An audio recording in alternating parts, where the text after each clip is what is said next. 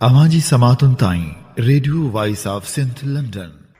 सिंध सिंधियुनि जी आहे, सिंध मुस्तक़िल मुल्क आहे, सिंध खे सूबो सॾणु सिंध ऐं सिंधियुनि जी तोइन आहे। अहिड़ो इज़हार जामशुरे में एशिया जे अज़ीम इनक़लाबी अॻवान ऐं सिंध सागर पार्टी जे बानी मौलाना उबैदुल्लाह सिंधीअ जी वरसी जे मौक़े ते कोठायल हिकु मानाइती तक़रीब में मुख़्तलिफ़ मुक़ररनि कयो। संदसि शख़्सियत, फ़िक्र ऐं आज़ादी जदोजहद ते सिंध जे क़ौमी, सियासी, समाजी, इल्मी ऐं अदबी पोइ तंज़ीमुनि जे अॻवाननि शिरकत कई। उन मौक़े ते तक़रीब जी सदारत सिंध सागर पार्टी जे अॻूणे सेक्रेटरी जनरल ऐं सिंधीगा अकेडमी सरबराह नूर अहमद सिंधी कई। मौलाना उबैदुल्लाह सिंधी जी इनक़लाबी फ़िक्र, क़ौमी शऊर ऐं अवामी जदोजहद खे यादि करे सिंध जे रोशन मुस्तक़बिल लाइ जाखोल जारी रखण जो अज़म वर्जायो वियो। नवनि सूबनि क़ाइमु करणु सूदो सिंध ख़िलाफ़ु थींदड़ साज़िशुनि खे मुंहुं तोड़ जवाबु ॾियण लाइ भरपूर जदोजहद हलाइण जो वचन पिणु वर्जायो वियो। छाल मारू वचन रोज़ झोलो लगे, रोज़ पेरू पचन। छाल मारू वचन, छाल मारू वचन, रोज़ झोलो लगे, रोज़ पेरू पचन, रोज़ झोलो लगे। मौत सां फौत सपना तना हिन थींदा, मौत सां फौत सपना तना हिन थींदा, सपना ना हिन थींदा। जीअं माण्हू मरन तीअं माण्हू मचन, जीअं माण्हू मरन तीअं माण्हू मचन। छाल मारू वचन, छाल मारू अचन, रोज़ झोलो लगे, रोज़ पेरू पचन, रोज़ झोलो लगे। थोड़ो नंढड़ो तारीफ़ कराईंदो हलंदुमि त हू 10 मार्च 1872 ते सियालकोट जे हिकु नंढड़े ॻोठ चिनीवाली में पैदा थियो। हू 9 सालनि जी एज खां वठी करे 15 सालनि जी एज खां जेको आहे सो उते दीनी तालीम कराई ऐं दीनी तालीम ॾिसी करे पहिरियां हू सिख हुया, सिखनि जी फैमिली सां तालुक़ु हुयो। ऐं 16 सालनि जी उमिरि जीअं हुन जी त हुन कुझु किताब पढ़िया, कुझु अहिड़ो ॾिठो त हू मुस्लमानी दौर में मुस्लमान थी वियो ऐं बाद में पंजाब मां शिफ्ट थी करे हू घोटकी भरतूनी शरीफ़ आया ऐं जिते हुननि पंहिंजी जेको आहे सिंध खे ॾिठो, परखियो ऐं पंहिंजी कोशिशि कई। तो हाणे आउं हिते महिमाननि खे आजियानी तक़रीब ॾियण लाइ आउं दावत ॾींदुसि। सिंध सागर पार्टी ज़िलो जामशुर जे सदर अयूब जुनेजो साहब खे हू अचनि ऐं आजियानी तक़रीब बुखां पुछां तूं कंहिं ख़ामोश कंदे ऐलान हज़ारे मानन। अॼोकी मुख़्तसर तक़रीब सिंध जे इनक़लाबी अॻवान मौलाना उबैदुल्लाह सिंधीअ जी वरसी जे 82 वरसी जे निस्बत सां आहे। मौलाना उबैदुल्लाह सिंधी सिंध जे लाइ हुन जूं ख़िदमतूं, क़ौमी ख़िदमतूं ऐं सिंध खे हिकु जुदागाना हैसियत ॾियणु, क़ौमी हैसियत ॾियण में संदसि वॾो किरदारु रहियो। पाण एतिरो वक़्तु जलावतन रहिया, मज़हबी ख़्याल जा माण्हू हूंदा हुआ, पर हुनजे ख़्याल में कंहिं तसवर क़ौम परस्ती वारो, हुबल वतनीअ वारो रहियो आहे। दोस्त काफ़ी वेठा आहिनि जेके ॻाल्हाईंदा। मां सभिनी दोस्तनि जो निहायत शुक्रगुज़ार आहियां जेके पंहिंजो क़ीमती वक़्तु कढी असांजे हिन मुख़्तसर तक़रीब में शरीक थिया आहिनि। सभिनी जी तमामु घणी महिरबानी। अब्दुलसलाम एडवोकेट कराची खां आयल त हू अची करे कुझु ॻाल्हाए। अऊज़ु बिल्लाहि मिनश शैतानिर रजीम, बिस्मिल्लाहिर रहमानिर रहीम। कुंतुम खैर उम्मतिन उखरिजत लिन्नास तअमुरूना बिल मारूफ व तनहौना अनिल मुनकर। सदक़ल्लाहुल अज़ीम। क़ाबिल एहतराम मुअज़्ज़ज़ साथियों, अॼु जी नशिस्त मौलाना उबैदुल्लाह सिंधी जे हवाले सां मनसूब थियल आहे। इमाम इनक़लाब मौलाना उबैदुल्लाह सिंधी जी ज़ात सिर्फ़ु हिकु वस्फ़ न आहे, उन में घण रुखी शख़्सियत जो मालिक आहे। मौलाना उबैदुल्लाह सिंधी सभ खां पहिरियां हिकिड़ो तमामु वॾो जेको आहे क़ुरान जो आलिम दीन हुयो ऐं जंहिं पूरी ज़िंदगी पंहिंजी जेकी आहे क़ुर शरीफ़ जी तशरीह में ऐं उन जी ताबीर में वक़्तु गुज़ारियो। मौलाना उबैदुल्ला सिंधी हिकु सियासी हवाले सां तमामु वॾो क़दावर शख़्सियत माण्हू हुयो। बर सग़ीर में मौलाना सिंधी जहिड़ा खोड़ केतिरा ई वॾा वॾा लीडर हुया, पर मौलाना सिंधी जे बराबरि कोई बि न हुयो। हालांकि मौलाना सिंधी हिकु सिख घराणे खां आयो, यतीम ॿारु हुयो। उन पंहिंजी तरबियत पाण कीअं कई उन में बि असांजे लाइ हिकु सबक़ु आहे। असां हिते गॾु थी वेठा आहियूं, उनजो मक़सदु छा आहे त मौलाना सिंधी जी ज़िंदगी में असां पाण सिखूं। हाणे मौलाना सिंधी हिकु यतीम ॿारु आहे, उनजी तड़प केतिरी आहे त मां पंहिंजी शख़्सी ज़िंदगी खे कीअं डेवलप कयां, कीअं तामीर कयां। त हाणे सभ खां पहिरियों असांजे लाइ सुवालु इहो आहे, असां लाइ सबक़ु इहो आहे त असां पाण जेको आहे पंहिंजी शख़्सी तामीर केतिरी कई आहे, असां में केतिरी जेका लुछां पुछां आहे, असां पाण सम्झण जी कोशिशि में केतिरो आहियूं। जेकॾहिं अॼु असां हिते वेठा आहियूं मौलाना उबैदुल्ला सिंधी खे सम्झण लाइ, त उन सभ खां पहिरियों असांजे लाइ वॾे में वॾो सबक़ु इहो आहे असां पंहिंजी ज़ात खे बि सम्झूं। असां पंहिंजी ज़ात जी बि तामीर ईअं कयूं जो मौलाना उबैदुल्ला सिंधी पंहिंजी ज़ात जी तामीर कई। मौलाना उबैदुल्ला सिंधी पंहिंजी ज़ाती तामीर कीअं थो करे, हिकिड़े सिख घराणे में पैदा थिए थो। पैदा थियण खां बाद में उहो ॾिसे थो, मुतालो करे थो, सिख मज़हब जो मुतालो करे थो, ॿियनि मज़हबनि जो मुतालो करे थो। जॾहिं हुन इस्लाम जो मुतालो कयो, हुन ॾिठो त हे उहो ई मज़हब आहे, हे उहो ई जेको आहे त फ़िक्र आहे, हे उहो ई प्रोग्राम आहे जेकी पूरी इंसानियत जी फलाह ऐं बाबूद इन जे अंदरि आहे। सिख घराणे खे छॾे थो, ॿियनि मज़हबनि खे छॾे थो, हालांकि समूरनि जो हुन मुतालो कयो, लेकिन इस्लाम जे अंदरि जेके हुनखे रोशनी मिली, हुन इहा ॾिठी त इस्लाम पूरी इंसानी तामीर इस्लाम जे अंदरि आहे, अल्लाह तबारक व तआला जे क़ुर जे अंदरि आहे। हुन समूरनि शयुनि खे छॾे करे उन शइ खे वरितो ऐं उनजो हादी ऐं रहबर बणिजी करे दुनिया जे अंदरि निकिरी पियो। जॾहिं आयो जंहिं सरज़मीन वटि, उहा सरज़मीन सिंध हुई, हुन ॾिठो, उन मोहबत मिली, पंहिंजे पूरे जा पुराणा तालुकात छॾे करे नओं तालुक रखियईं, पंहिंजे नाले सां गॾु सिंधी रखियईं। अॼु ॾींहं ताईं जेको आहे त सदी गुज़री वई आहे, लेकिन दुनिया हुनखे मौलाना उबैदुल्ला सिंधी जे नाले सां सॾे थी। हालांकि हुनजी मादरी ज़बान सिंधी न हुई, उनजो जनमु सिंध में न थियो, पर सिंध धरती सां हुनजी मोहबत, इहा मोहबत हुनजी किथां पैदा थी? उनजी मोहबत दीन इस्लाम खां पैदा थी। जंहिं इस्लाम हुनखे जेको आहे दुनिया जी ज़िंदगी अता कई, हुन ॾिठो त जेको आहे पूरी इंसानियत जी तामीर इस्लाम सेखारे थो, त इहो इस्लाम मूंखे सिंध मां मिलियो आहे, हाणे मां सिंधी आहियां। हाणे असां मौलाना सिंधी जे इन जेको आहे वसफ़ मां सबक़ु सिखूं त असां केतिरा मज़हबी आहियूं। जेकॾहिं असां मज़हबी हूंदासीं त असां क़ौम परस्त बि हूंदासीं, जेकॾहिं असां मज़हबी न आहियूं त असां जेको आहे वतन दोस्त बि न थी सघंदासीं।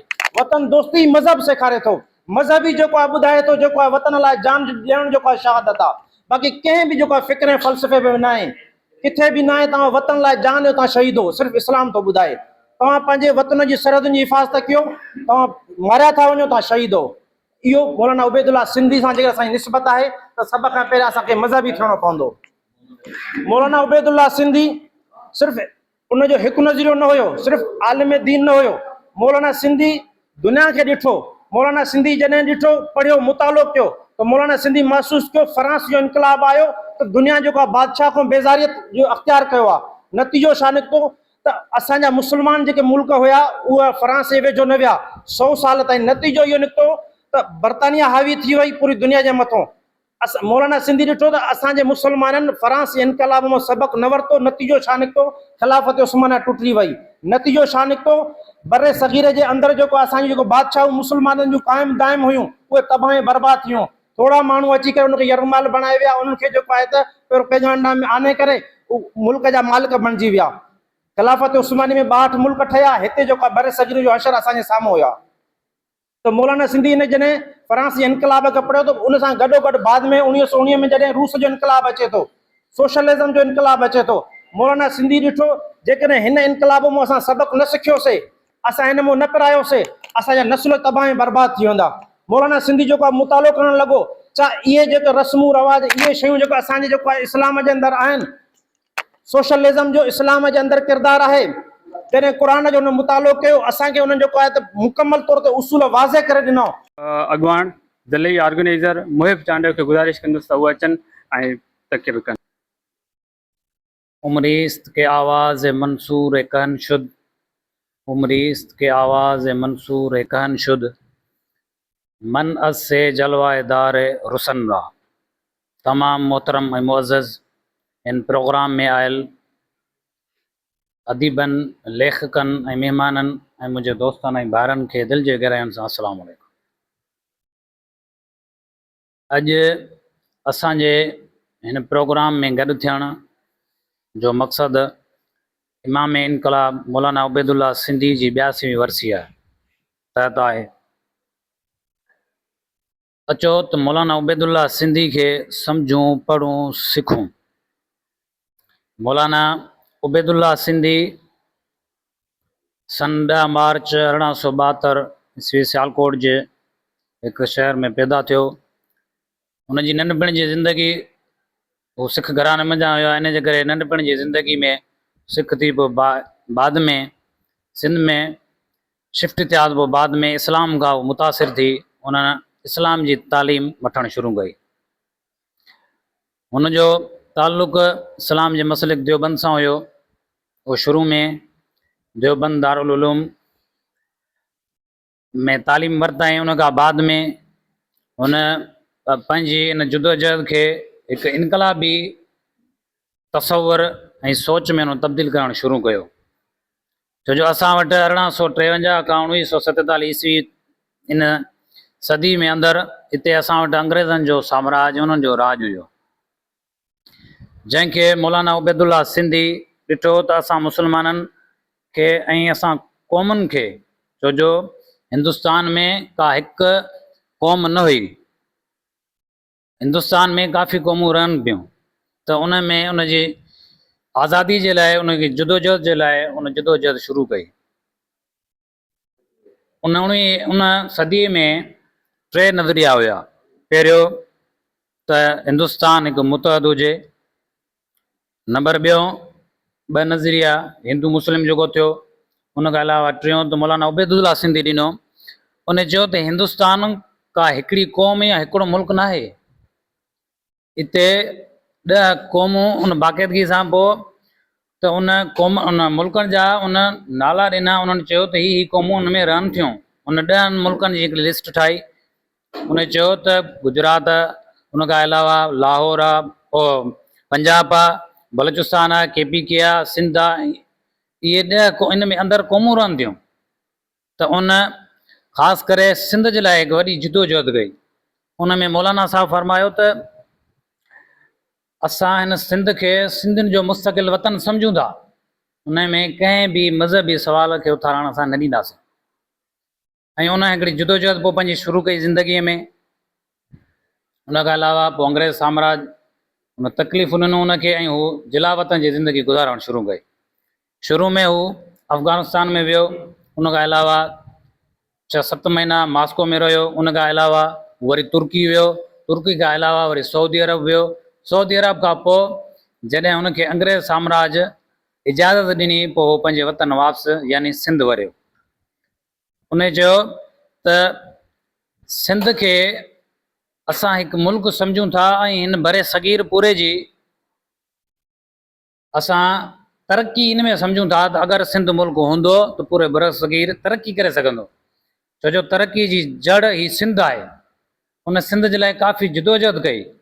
ऐं उन खां अलावा हुन इस्लाम जी जेका तालीम हुई, हुन फ़लसफ़े, उन खां अलावा जदीद दौर जी हिन तालीम खां मुतासिर थी उन ॾिठो त जेको इस्लाम जी तालीम हुई उनखे कहिड़े तरीक़े सां इन मॉडर्न दौर में इन माण्हुनि में पहुचाई वञे, जीअं इस्लाम खे पिणु सम्झनि।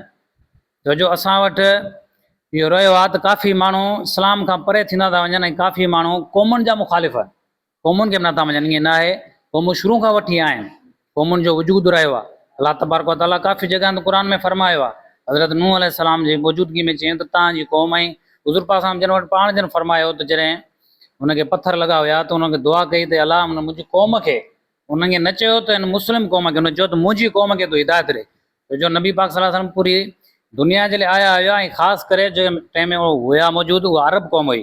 पोइ उनजी जेका दावत हुई, ऐं उन जेका पूरी दावत ॾिनी, उहा हिकु इंसान दोस्त, ऐं उन खां अलावा तालीम ऐं इंसाफ़ ऐं अमल जे, त जीअं ही दुनिया हिकु ख़ुशहाल ऐं ही इंसान हिकु पुरसुकून तालीम ऐं तरक़ी कनि, ऐं हिन जंगनि खां ऐं उन बेज़ारी कई।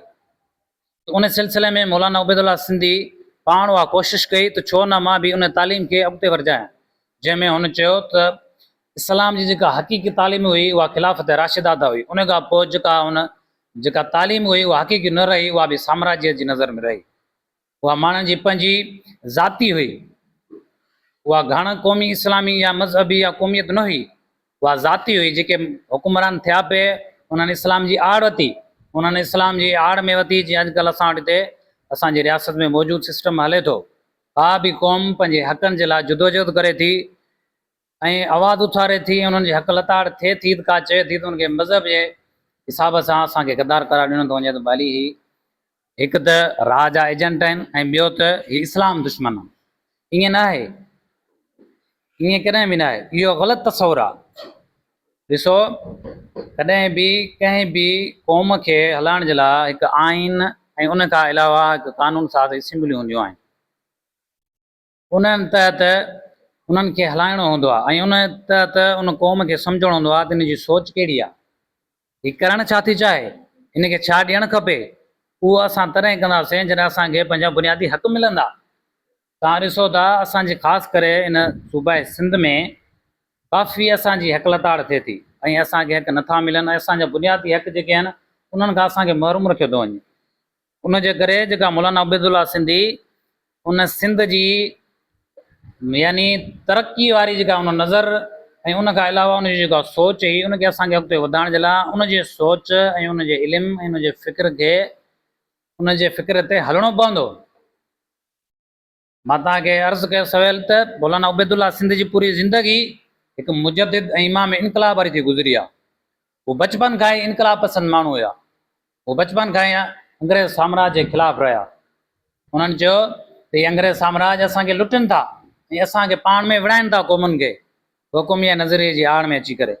इन करे हिंदुस्तान में हुकुमिया नज़रिया उन खां अलावा मौजूदा मुतहदा हिंदुस्तान सही न आहे ऐं हिंदुस्तान जी तरक़ी जे लाइ ईंदड़ दौर में साबित सही न थींदो, नुक़सानकार थींदो। ऐं वाक़िया जी तव्हां ॾिसो अॼु साबित थिए पियो, अॼु साबित थियो पियो हुन जेको नज़रियो ॾिनो।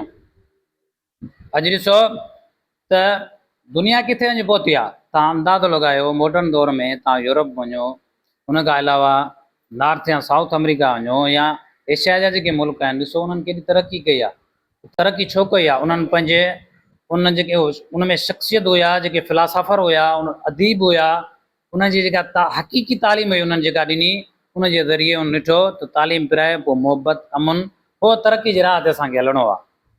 बजाए जो असां उन साम्राज्य जेको वक़्तु जेको बाद में गुज़री चुको आहे, जेको पहिरियां हुयो बादशाही निज़ाम, उनखे असां ख़तमु करे क़ौमुनि जे सिलसिले में अचो त दुनिया में तरक़ी माणियूं, अचो त हिन दुनिया खे अॻिते वधायूं। छो जो मां सम्झां थो त हिन दुनिया में सभ खां घणो जंहिं इंसान खे नुक़सानु पहुचायो आहे इंसान उहो पाण ख़ुदि आहे। इंसान उहो पाण ख़ुदि आहे। तव्हां तारीख़ूं पढ़ियूं हुयूं, तव्हां सभु अदीब माशाअल्लाह, उन खां अलावा लेखक वेठा आहियो, तव्हांखे ख़बर हूंदी त पोयनि सदनि में छा थी रहियो आहे। इंसाननि जी क़त्ल आम थी आहे। हिकु शख़्स जी माना माण्हू चइजे त खणी उनजी नफ़्सी ख़्वाहिश जे करे, माना ज़ाती ॾांव जे करे, ॾिसो हिकु सीट जे करे, यानी मां हुजां बसि मां हुकुमरान हुजां, ॾिसो त उन्हनि केॾी इंसाननि सां ज़ुल्म कयो आहे। उनजे करे अॼु असां सां बि उहो थिए पियो। असांखे इन क़ौमी नज़रिए खां तंग थियणो आहे। इन जे करे असांखे उन जदोजहद में हिसो वठिणो आहे जेका मौलाना उबैदुल्ला सिंधी जदोजहद शुरू कई। तो अॼु असांजे हिन मॉडर्न दौर में असांखे उहा मॉडर्न तालीम वठणी आहे। ईअं न आहे त असांखे मज़हब खां परे थियणो आहे, न न न न, इहो क़तई न। इंसान मज़हब खां सवाइ अॻिते चुरी नथो सघे, छो जो असांखे असांजे लाइ हिकु ॿियो आलम बि आहे, हिकु ॿी दुनिया बि आहे जेके असांखे उते वञिणो आहे, उते हिसाबु ॾियणो आहे। छो जो जेका बि हिन दुनिया में शइ आहे उनजो ख़ालिक़ आहे, उनखे असांखे हिसाबु ॾियणो आहे। असांजो बि ख़ालिक़ आहे, उनखे असां हिसाबु ॾियणो आहे। अलाह तबारक व तआला असांखां पुछा कंदो, तव्हांखे मूं एतिरी ज़िंदगी ॾिनी, एतिरो इल्मु ॾिनो, एतिरो ॾाप ॾिनो, उहो तव्हां कीअं गुज़ारे आहियो दुनिया में? मुंहिंजे माण्हुनि जे लाइ तव्हां कुझु कयो या पाण में पंहिंजी नफ़्सी ख़्वाहिश जे करे, पंहिंजी अना जे ख़ातिर तव्हां छा करे आया आहियो पोयां? इन जे करे असांखे उनजो हिसाबु ॾियणो आहे। पोइ असांखे जदोजहद करणी आहे तालीम अमुन इंसाफ़ लाइ। पोइ भली असांखे पोइ अॻियां कहिड़ी बि कुवत हुजे, उन सां असांखे मुंहुं अटकाइणो पए, उन सां असां अटकाईंदासीं, उनजे असां ख़िलाफ़ु थी बीहंदासीं।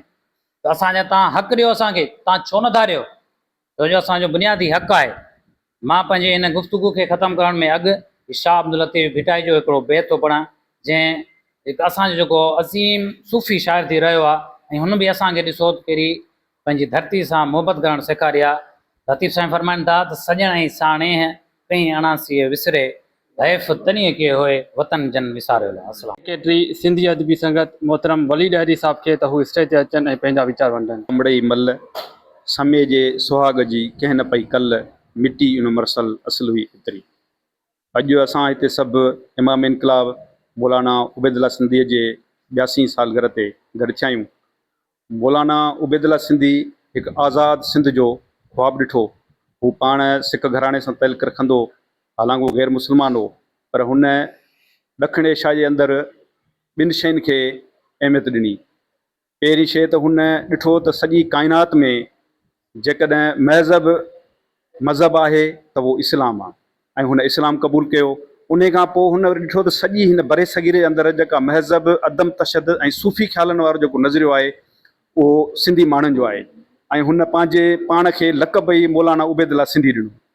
मौलाना उबैदुल्ला सिंधी ॾखिण एशिया में जेका तहरीक हलाई, जेको कमु कयो, उन सॼो इंसानियत जी भलाई जे लाइ कमु कयो। हालांकि उन टाइम ते खोड़ सारियूं इस्लामी तहरीकूं पियूं, मज़हबी तहरीकूं पियूं ऐं मुख़्तलिफ़ क़िस्म जूं नेशनलिस्ट तहरीकूं पियूं, पर मौलाना उबैदुल्ला सिंधी इंतिहा पसंदि हरगज़ न हुयो। हुन सभिनी माण्हुनि खे गॾु खणी माण्हुनि जी बहबूदी जे लाइ, भलाई जे लाइ, इंसाननि जी बहितरीअ जे लाइ, मज़लूमनि, मिसकीननि, पघर पोरियो कंदड़ माण्हुनि जी ऐं उन्हनि जी तरक़ीअ जे लाइ हुन सॼी दुनिया में कमु कयो। ऐं हितां जा जेके इंतिहा पसंद हुआ, हितां जा जेके डोमिनेटर, जेके ज़ालिम लीडर हुआ, उन्हनि हुनखे इलाही तकलीफ़ूं ॾिनियूं। एसि ताईं जो हुनखे हितां खां मुल्क निकाली ॾिनी वई ऐं हितां वीचारो ई मुल्क छॾे वियो, अफ़गानिस्तान वियो ऐं मॉस्को में वियो, मुख़्तलिफ़ जॻहियुनि ते वियो। हालांकि मौलाना उबैदुल्ला सिंधी हिकिड़ो महज़ब मुस्लिम सोशलिस्ट इंसान हो, महज़ब मुस्लिम सोशल इंसान, ऐं हुनजो फ़िक्र बि हो, नज़रियो बि हो त सॼी काइनात में अहिड़े क़िस्म जो नज़रियो ऐं फ़िक्र अचे जंहिंमें इंसान जी भलाई आहे ॿिन्ही जहाननि में, हिन दुनिया में बि, हिन दुनिया जे मरण खां पोइ बि इंसान जी भलाई इन ई में आहे। मौलाना जे लाइ मूं किथे पढ़ियो त जॾहिं मॉस्को में वियो त उते उन टाइम ते 1917 में जेको इनकलाब आयो, कम्युनिस्ट इनकलाब आयो, कामरेड लेनिन जी निगरानी में, मौलाना कामरेड लेनिन सां उते मिलणु वियो रेशमी तहरीक खे मज़बूत करण जे लाइ, ऐं उते हुनजी गोल मेज़ कॉन्फ्रेंस में हुन जे विच में मुसलो विछाए नमाज़ पढ़ी। ऐं मौलाना उते खोड़ सारनि कामरेडनि एतिराज़ु कयो ऐं लेनिन जो चवणो हो त जेकॾहिं हिन जहिड़ा बहितरीनु मुस्लमान जेकॾहिं तव्हां थियो त हिकिड़े बुर्जुआज़ीअ खां 1000 चकर बहितर हुयो। अहिड़े हुनखे पंहिंजे नज़रिए जी फ़िक्र सां एॾो माना मज़बूतीअ सां हुनजो हथु हुयो जो हू पंहिंजे फ़िक्र खे छॾण जे लाइ तयारु न हो। पर जेके बि मज़हबी इंतिहा पसंद हुया, जेके यरगालूं करे आया, जेके हिकिड़ो सुफ़ियत वहशी आहे, जेके हिकिड़ो मज़हब जो पाण ढांचो पाए हिते अची ॾखिण एशिया में हुननि जी ज़ुल्म कया, हुननि जी यलगारूं कयूं, हितां जे माण्हुनि जो इस्तिसाल कयो, हितां जूं क़ौमूं तबाह करे छॾियूं, हिते जूं लाइब्रेरियूं साड़े छॾियूं, उन्हनि जे ख़िलाफ़ु हुयो। हू हिकिड़ो महज़ब मुस्लिम इंसान हो। हुन चाहियो थिए त काइनात जे अंदरि जेको सही ऐं दुरुस्त नज़रियो आहे उहो हिते क़ाइमु थिए। मौलाना उबैदुल्ला सिंधीअ जे नज़रिए ते जेकॾहिं उन टाइम खां अमल कयो वञे त अॼु असां हिन पोज़ीशन में न हुजूं हा। अॼु असांजे मथां बार बार असांजी वहदत जे मथां वार कयो थो वञे, असांखे हिकिड़े डेमोक्रेटिक रियासत में फासायो वियो आहे। अॼु उते असांजी इस्तिसाल कयो पियो वञे, असां तमामु घणो असां सां ज़ुल्म कयो पियो वञे। ऐं हींअर हाणे ताज़ो हुकूमतनि में हूंदे बि असां एतिरा कमज़ोर आहियूं जो पंहिंजे धरतीअ जे लाइ, पंहिंजे माण्हुनि जे लाइ, पंहिंजे फ़िक्र जे लाइ, पंहिंजी आज़ादी जे लाइ, पाणीअ जे लाइ, तेल जे लाइ, गैस जे लाइ, मैदनात जे लाइ असीं ॿाहिरनि माण्हुनि खे, डोमिनेट थियल माण्हुनि खे मिनथू था कयूं। इहो ई सबबु हो जो असां कॾहिं बि पंहिंजे फ़िक्र ऐं नज़रियनि ते सही नमूने सां न हलियासीं ऐं असां ग़लति माण्हुनि ते एतमाद कयो। अॼु नतीजो इहो आहे त असां हिकिड़ी ग़ुलामीअ जी शिकिल में आहियूं। मौलाना उबैदुल्ला सिंधीअ जो नज़रियो जेकॾहिं अॼु असां अपनायूं, अॼु बि जेकॾहिं असीं अपनायूं, हिन दौर में बि जेकॾहिं असां मुनज़म थी करे कंहिं प्लेटफॉर्म ते अची असां अपनायूं त असां इन्हनि बालादस्तनि खां बि निजात हासिलु करे सघूं था। असीं पंहिंजी सिंध जो बि तोहफ़ुज़ करे सघूं था ऐं असांजी सिंध जे मथां जेके वहदत ते जेके वार कया पिया वञनि, सिंध खे जेके टुकड़ा टुकड़ा करण जूं साज़िशूं कयूं पियूं वञनि, सिंध जे पाणीअ ते कब्ज़ो कयो पियो वञे, सिंध जो मैदनात, तेल, कोयलो कढी $मिलियन ट्रिलियन डॉलर्स जो जेको दुनिया में खपाए ऐं जज़ीरा वठी दुनिया में ॿिया माण्हू अयाशियूं था कनि। अगरि जेकर असीं उन नज़रिए फ़िक्र ते हलूं त अॼु बि असां पंहिंजी मौलाना उबैदुल्ला सिंधीअ जे नज़रिए ऐं फ़िक्र जे तहत हिकिड़ी आज़ादु सिंध जो ख़्वाबु ॾिसूं था ऐं करे बि सघूं था, उनखे अमल पैरा में बि आणे सघूं था। इन जे करे ज़रूरत इन ॻाल्हि जी आहे त जेके बि असीं तरक़ी पसंद सोच रखण वारा या अदीब, दानिश्वर, ॾाह, उस्ताद, शागिर्द जेके बि हिन सिंध जा आहियूं, असां सभिनी खे ज़ात पात, रंग नस्ल जा इख़्तिलाफ़ात, पार्टियुनि जा इख़्तिलाफ़ात ख़तमु करे हिकु प्लेटफॉर्म ते गॾु थी मुनज़म थी करे पंहिंजी सिंध जे लाइ, माण्हुनि जे लाइ, सिंध जी आज़ादी जे लाइ, सिंध जे जेके असांजा जेके वसाइल आहिनि, असांजा जेके बुनियादी हक़ आहिनि, उन्हनि हक़नि जे लाइ असांखे गॾिजी जदोजहद करण जो हिकिड़ो तमामु अहम ज़रूरत आहे। अगरि जेकर असां ईअं न कयो, असीं टुकड़ा टुकड़ा थी मुख़्तलिफ़ जॻहनि ते मुख़्तलिफ़ तंज़ीमुनि में मुख़्तलिफ़ पार्टियुनि में वेही रुगो कॉरिडोर जी सियासत कंदासीं, अमली मैदान ते न ईंदासीं, त असां न पंहिंजा हक़ वठी सघंदासीं ऐं आस्ते आस्ते क़ौमूं ख़तमु थींदियूं। क़ुर पाक लोहे महफ़ूज़ में अलाह ताला फरमाए थो त मां क़ुर पाक खे लोहे महफ़ूज़ में खणी आयो आहियां, पर अलाह ताला लोहे महफ़ूज़ में बि क़ौमुनि जूं शयूं लिखियूं आहिनि। आद जूं क़ौमूं, समूद जूं क़ौमूं, ईसा जूं क़ौम, मूसा जी क़ौम, लूत जी क़ौम, इहे सभिनी क़ौमुनि जा क़ुर पाक में ज़िक्र आहिनि। जॾहिं त असांखे इहो ॿुधायो आहे त इहे लोहे महफ़ूज़ मां खयूं आहिनि, पर लोहे महफ़ूज़ में अलाह ताला काइनात जूं जेके बि हिस्ट्रियूं उहे लिखी रखियूं हुयूं ऐं उहे असां था खणी आयो एग्ज़ाम्पल तौर ते त हीअं हिन तरीक़े सां तव्हां ज़िंदगी गुज़ारियो जे न त पोइ खोड़ सारियूं क़ौमूं असां तबाह थी ॾिठियूं आहिनि।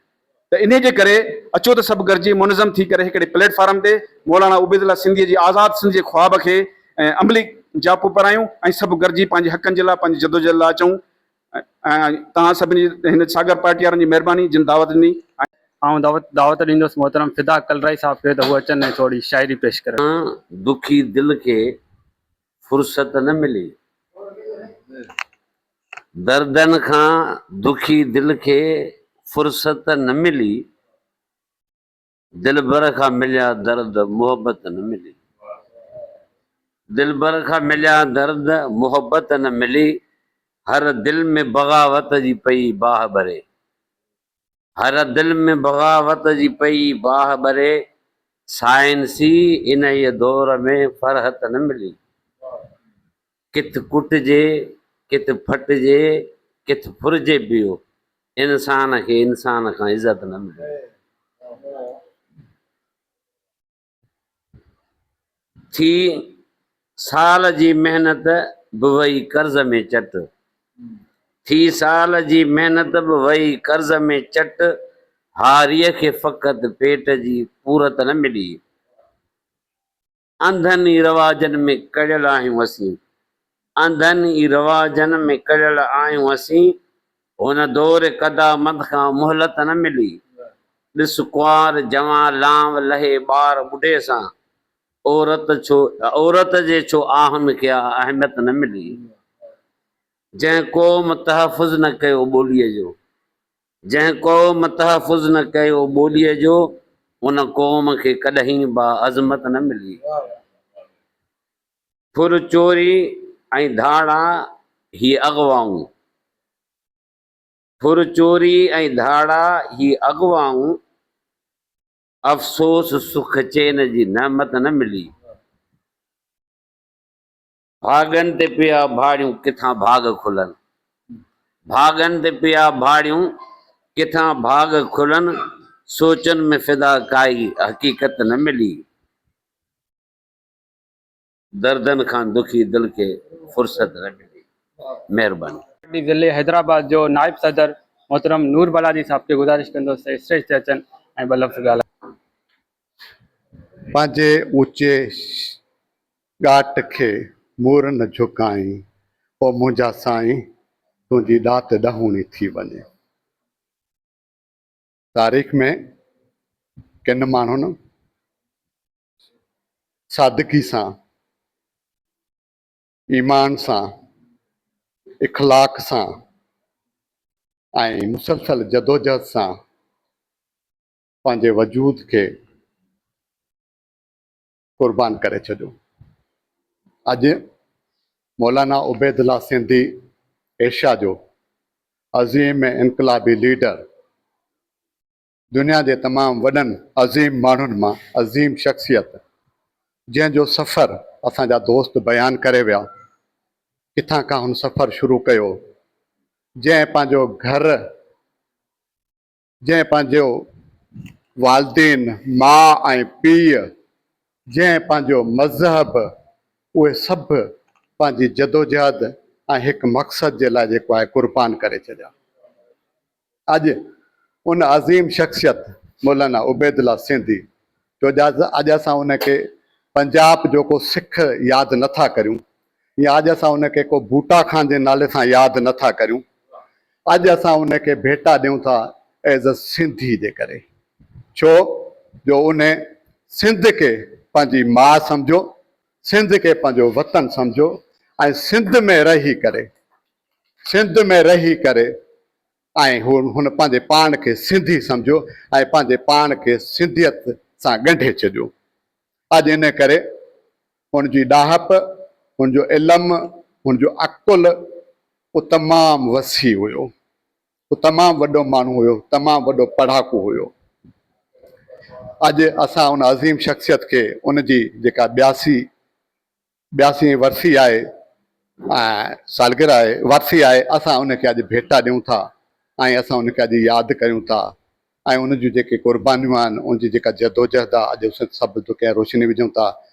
असां सां गॾु असांजा सीनियर दोस्त आहिनि सिंध सागर पार्टी जा, साईं नूर अहमद मेमून साहिबु आहे, साईं मोहम्मद हफ़ीज़ कुरैशी साहिबु आहे, हुसैन सारिंग साहिबु आहे, असांजो अदीब दानश्वर दोस्त फ़हीम नूनारी साहिबु आहे, एडवोकेट साईं मोहम्मद अली गांगुरो साहिबु आहे, ॿिया दोस्त आहिनि, मीडिया जा दोस्त आहिनि, हाकिम साहिबु आहे। तव्हां सभिनी खे असां भलीकार चऊं था। मौलाना उबैदुल्ला सिंधी जी जदोजहद ते सभु दोस्त ॻाल्हाए विया आहिनि, मुंहिंजे ख़्याल में रिपीट नथा करियूं। ऐं मुख़्तसर थोरो ॿुधाईंदुसि त मौलाना उबैदुल्ला सिंधी जो किताबु मज़हबनि जो फ़लसफ़ो पढ़ण जहिड़ो किताबु आहे, सभिनी नौजवाननि खे पढ़णु खपे। साईं तमामु घणी क़ुर शरीफ़ जी रोशनी विधी, तइलीम जी रोशनी विधी। मौलाना उबैदुल्ला सिंधी शाह वली अल्लाह जे फ़िक्र खां मुतासिर थियो ऐं शाह वली अल्लाह जेको आहे जंहिं पंहिंजे दौर में क़ुर शरीफ़ जी जेका आहे, क़ुर शरीफ़ जो जेको तर्जुमो कयो ऐं उन ते मुसलमान जेको आहे नाराज़ थी पिया ऐं उनखे मारण जे लाइ तयारु थी विया। जॾहिं हू निमाज़ पढ़े पियो त मुसलमाननि खे घेरो कयो त असां हिनखे मारींदासीं। जॾहिं ॿाहिरि निकितो जवानी में हो त कंहिं दोस्त उनखे रोकियो, ॿाहिरि न वञो, मुसलमान तव्हांखे मारण जे लाइ जेको सो तयारु बीठा आहिनि। पर हुन इन ॻाल्हि जो ख़्यालु न कयो, छो जो हुनखे पूरो कॉन्फिडेंस हुयो, हुनखे फ़ख्रु हुयो पंहिंजे पाण ते। हुन जॾहिं ॿाहिरि पुछियो त तव्हां मूंखे छो मारणु चाहियो था, त वॾो हजूम बीठो हुयो तलवारनि सां, चई त तव्हां क़ुर शरीफ़ जो तर्जुमो जेको आहे फ़ारसी में छो कयो आहे। नूर अहमद साहिबु वेठो आहे, इन ॻाल्हि खे सभु ॼाणूं था। त उहो हैरान थियो ऐं हुन आवाज़ु आयो चई अलाहु अकबर, अलाहु अकबर, इन ॻाल्हि जे लाइ तव्हां मूंखे मारण जे लाइ तयारु आहियो। चई त मां क़ुर शरीफ़ जी जो तर्जुमो फ़ारसी में इन करे कयो आहे ताकी जेको आहे अरबी में घणा माण्हू उनखे नथा सम्झी सघनि। फ़ारसी घणा माण्हू ॼाणनि था, उन दौर में फ़ारसी जा घणा माण्हू पढ़ियल हुया। ही माण्हू जेतिरो क़ुर शरीफ़ खे पढ़ंदा सम्झंदा ओतिरो जेको आहे उहो इंसानियत खे सम्झंदा ऐं सोशलिज़म जी जेका ॻाल्हि कई उन फ़िक्र खे सम्झंदा। इन जे करे मूं जेकर तव्हांखे इहा ॻाल्हि पसंदि आहे त तव्हां मूंखे मारियो था। सभु माठ थी विया ऐं सभु जेके कंध हेठि करे बीह रहिया ऐं उहो फ़ख्र सां पंहिंजो सफ़र करे निकिरी विया। मौलाना उबैदुल्ला सिंधी पंहिंजे किताब में लिखे थो, मज़हबनि जे फ़लसफ़े में, हुन सूफ़ियत ते लिखियो आहे, हुन इंसानियत ते लिखियो आहे, हुन वहदत ते लिखियो आहे, हुन सोशलिज़म ते लिखियो आहे, हुन तसौफ़ ते लिखियो आहे। मौलाना उबैदुल्ला सिंधी लिखे थो त मूं इनकलाब जी वाट क़ुर शरीफ़ मां सिखी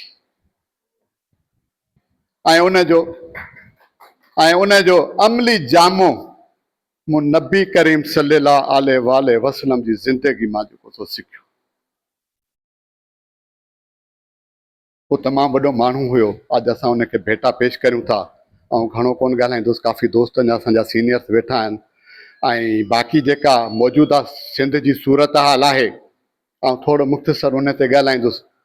सिंध में हलचल हले पई थी, दुश्मन कुवतूं जेके आहिनि, हीउ मामिलो मां सम्झां थो जेको कैनालनि जो मामिलो हलियो पिए उन ते सिंध जे माण्हुनि तहरीक हलाई, बबरलो मां धरणो हयो ऐं उनखे रद्द करे छॾियो।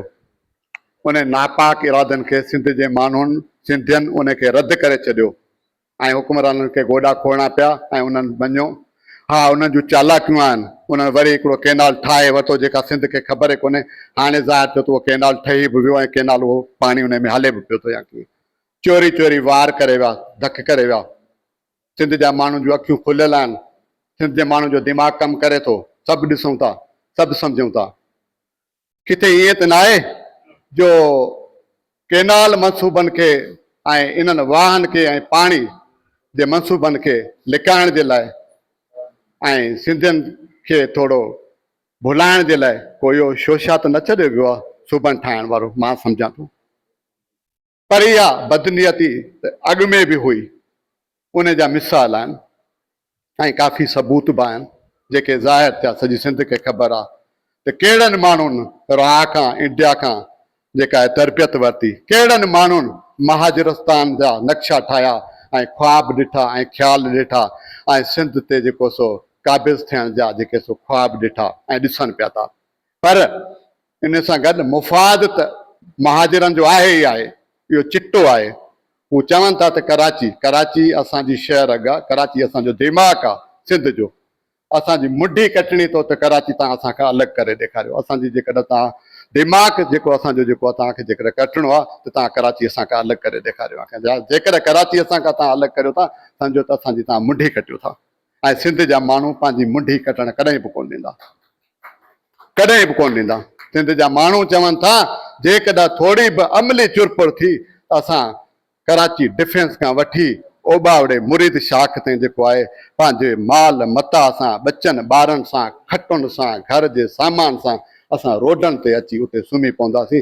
अचो पोइ ॾिसूं त तव्हां कीअं था जेको सो असांजे जेको सो कराची ते क़ाबिज़ थियो या कीअं। कराची महाजरनि जो मुफ़ाद आहे, पंजाबियुनि जी चाल आहे ऐं आलमी इदारनि जी जेका आहे, अमेरिका जी जेको सो उहो उनजो मक़सदु आहे।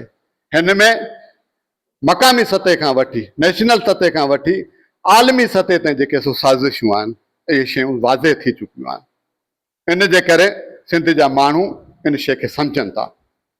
सिंध जे माण्हुनि खे सम्झण जे लाइ हुक्मराननि खे, वफ़ाक़ खे ऐं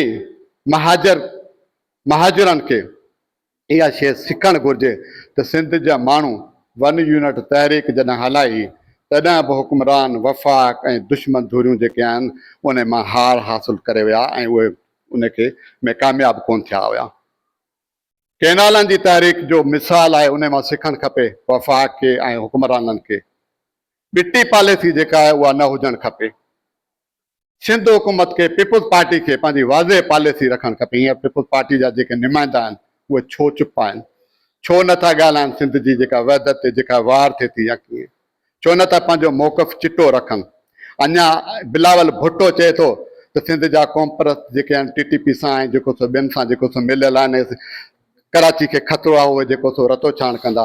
बिलावल भुट्टा, तोखे इहा ख़बर हुजणु खपे सिंध जा माण्हू पुरअमन आहिनि, सिंध जा माण्हू सूफ़ी आहिनि, सिंध जा माण्हू शाह अब्दुल लतीफ़ भिटाई जा आहिनि, सिंध जा माण्हू सचल जा आहिनि ऐं शाह इनायत जी धरती जा माण्हू आहिनि। सिंध जो माण्हू कॾहिं बि हथियार हथ में न खणंदो, विढ़ंदो, पर पुरअमन तरीक़े सां विढ़ंदो पंहिंजे हक़ जे लाइ, पंहिंजी धरती जे लाइ, पंहिंजी सिंध जे लाइ, पंहिंजी कराची जे लाइ।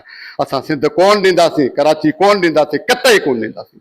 इहा यादि करणु खपे ॻाल्हि बिलावल भुट्टो खे बि, वफ़ाक़ खे बि, जेके विच में जेके माण्हू बयान ॾियनि था जेके, ऐं उर्दू मीडिया जेको सो प्रोपेगेंडा करे पियो, उन्हनि खे बि इहा ॻाल्हि सम्झणु खपे।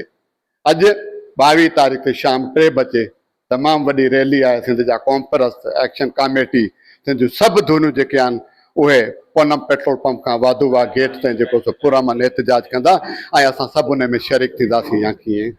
ऐं मुख़्तसर करियां थो। मेंबर मरकज़ी कमेटी सिंध सागर पार्टी प्रोफेसर अब्दुर्रहमान शाह साहब। सां ज़मानो ठहे थो, चयमि त नथो ठहे, चयूं त वराए खणी हणीसि, वराए खणी हणीसि। बिया ता कायद आसमान भी गर्दानीम, हाफिज शिराजी। बिया ता कायद आसमान भी गर्दानीम, फलक रा सख्त बिशगाफीम तरह नो भी अंदाजीम। अच त आसमान जा कानून तब्दील करे छॾियूं, कायद आसमान, फितरत जे क़वानीन खे तब्दील करे ॾेखारियूं। साइंस में एतिरी तरक़ी कयूं ऐं नओं आसमान ठाहियूं। ऐं हीउ जेको आसमान आहे उहो बोसीदा ऐं पुराणो थी वियो आहे। इन जी छित जेका आहे सा उहा चीरे फाड़े ऐं नवां आसमान ठाहियूं, नयूं ज़मीनूं ठाहियूं। माहिर थी न मुआ महरूम ई मरी विया, चिड़ीअ जीअं चुंझ हणी लॻायाऊं लुआ, हुबा बि हुआ इन वादीअ विच में। ॻाए ॻाए नौजवान जीअं ज़मीन आसमान जी ज़ुबान खुली पवे ऐं ज़िंदगी उथी चवे इनकलाब। ही बि को नियाव आ जो मज़ूर भाव आ सो लहू पिए पियो ऐं हू पिए पियो शराब।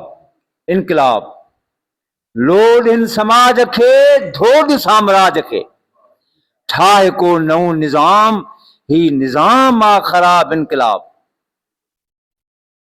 मौलाना उबैदुल्ला सिंधी इन फ़लसफ़े जो क़ाइल हो।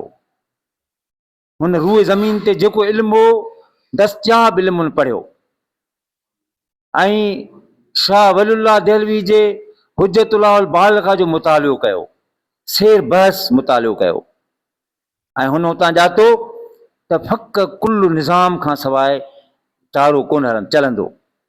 फ़क़ कुल निज़ाम जी माना इहा आहे त ही सॼो निज़ाम जेको आहे सो ग़लीज़, बदबूदार, मुर्दार, साम्राजी, वॾेराशाही, सरमाएदारी, तंग नज़र, मुल्हनि पीरनि वॾे भोतारनि जो आहे।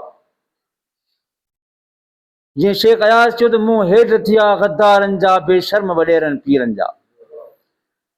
त उबैदुल्ला सिंधी पंहिंजे नज़रिए में, पंहिंजे फ़िक्र में, पंहिंजे फ़लसफ़े में इंतिहा पसंदी, रुजत पसंदी ऐं ख़ासि तौर ते इन हवाले सां हुन वॾो कमु कयो त हुन मुस्लमाननि खे इहा तलक़ीन ॾिनी, सम्झायो त बाबा तव्हां जो चओ था पिया त हज़रत ईसा अलैहिस्सलाम अची को इनकलाब आणींदो, हज़रत इमाम महदी ईंदा, केरु थो चए?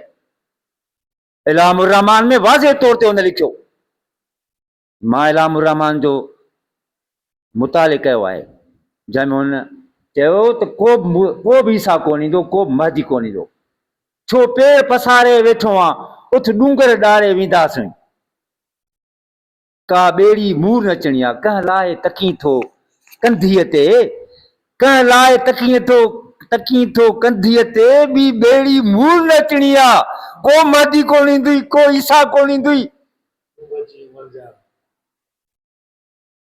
ॿी ॿेड़ी मूर नचणी आहे। छो पेर पसारे वेठो आहे, उथ डूंगर ॾारे वेंदासीं, तूं उथ, तूं इमामुल इनकलाब आहीं, तूं पंहिंजे अहद जो इंसान आहीं, तूं वो मज़दूर भाउ आहीं, तूं वो हारी भाउ आहीं, तूं वो बुर्जवाज़ी आहीं, तूं वो प्रोलतारिया आहीं जेको पंहिंजी कुवत सां जेका 1917 जो इनकलाब आणे सघे थो, पेरिस कम्यून आणे सघे थो, असहाब सुफ़ा वारो इनकलाब आणे सघे थो। त why not in Sindh and India? मौलाना उबैदुल्ला सिंधी सख़्तु ख़िलाफ़ हुन नज़रे ऐं फ़िक्र जे त तव्हां मुस्लमान खे कमज़ोर था कयो ऐं उन्हनि खे ग़लति फ़हमी था ॾियारियो त को मूसा ईंदो, ईसा ईंदो, को महदी ईंदो, केरु बि कोन ईंदो, तव्हां सभु कुझु करिणो आहे। ऐं ॿियो हुन चयो त क़यामत जो माना क़ाइमु थियणु, इनकलाब जो क़ाइमु थियणु, क़यामत जी माना मुल्हनि वारी न आहे, इनकलाब जो क़ाइमु थियणु, जिदोजहद जो क़ाइमु थियणु, हिसाब किताब जो ॾींहुं, जीअं फैज़ अहमद फैज़ चयो आहे त हम देखेंगे, लाज़िम है कि हम भी देखेंगे, उहो ॾींहुं इनकलाब जो, जॾहिं ॻाढ़ा टन, जॾहिं ॻाढ़ियूं अखियूं हूंदियूं आवाम जूं, जॾहिं मज़दूर ऐं जेके आहिनि से उहे ऐं पोरत माण्हू हुक्मरानी माणींदा ऐं वॾेरनि खे माउजी लेननि खे चयो, वॾेरनि चयो लेननि खे त साईं हे त जेके आहिनि से पंहिंजो असां तव्हांजे निज़ाम खे क़बूल करे चुका आहियूं, पर हाणे हे त माउ भेण था कनि, वॾेरनि जी रोज़ रईसनि भोतारनि खे गिले वेठा आहिनि, हिननि जी माउ भेण था कनि, थोरो सम्झायो न साईं, हाणे ईअं त न कनि। लेननि चयो तव्हां लखें सालनि ताईं हारनि ऐं मज़दूरनि जी माउ भेण कई आहे, तव्हां हज़ारनि सदियुनि ताईं हुनजा हक़ खाधा आहिनि ऐं हुनजे घरनि खे तव्हां पायमाल कयो आहे, हीअ त कुझु बि न आहे जेकॾहिं तव्हांजी माउ भेण था कनि। ऐं इहो ई सबबु हो जो कामिल हैदर भाई जतो इहो दौर में नारो लॻंदो हो त ए वल रईस पंज वल हिन हुण गिन, ए वल पंज मंझंदि ते गिन, वल वल वल वल वल गिन।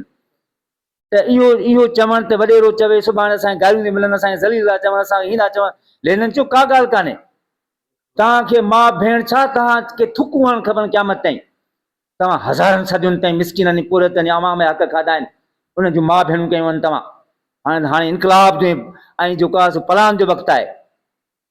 ऐं मुंहिंजो वालिद साहबु उन ज़माने में जॾहिं मौलाना उबैदुल्ला सिंधी पके किले में तक़रीर कई, उन ज़माने में ठेड़ी मां निकितो ऐं शाइर हो मौलाना अब्दुल गनी महजूर, ऐं वॾो नज़्म मौलाना उबैदुल्ला सिंधी साम्हूं पिणई त आ उबैदुल्ला आयो जान आयो इनकलाब, ईअं वॾी आवाज़ सां पिणई।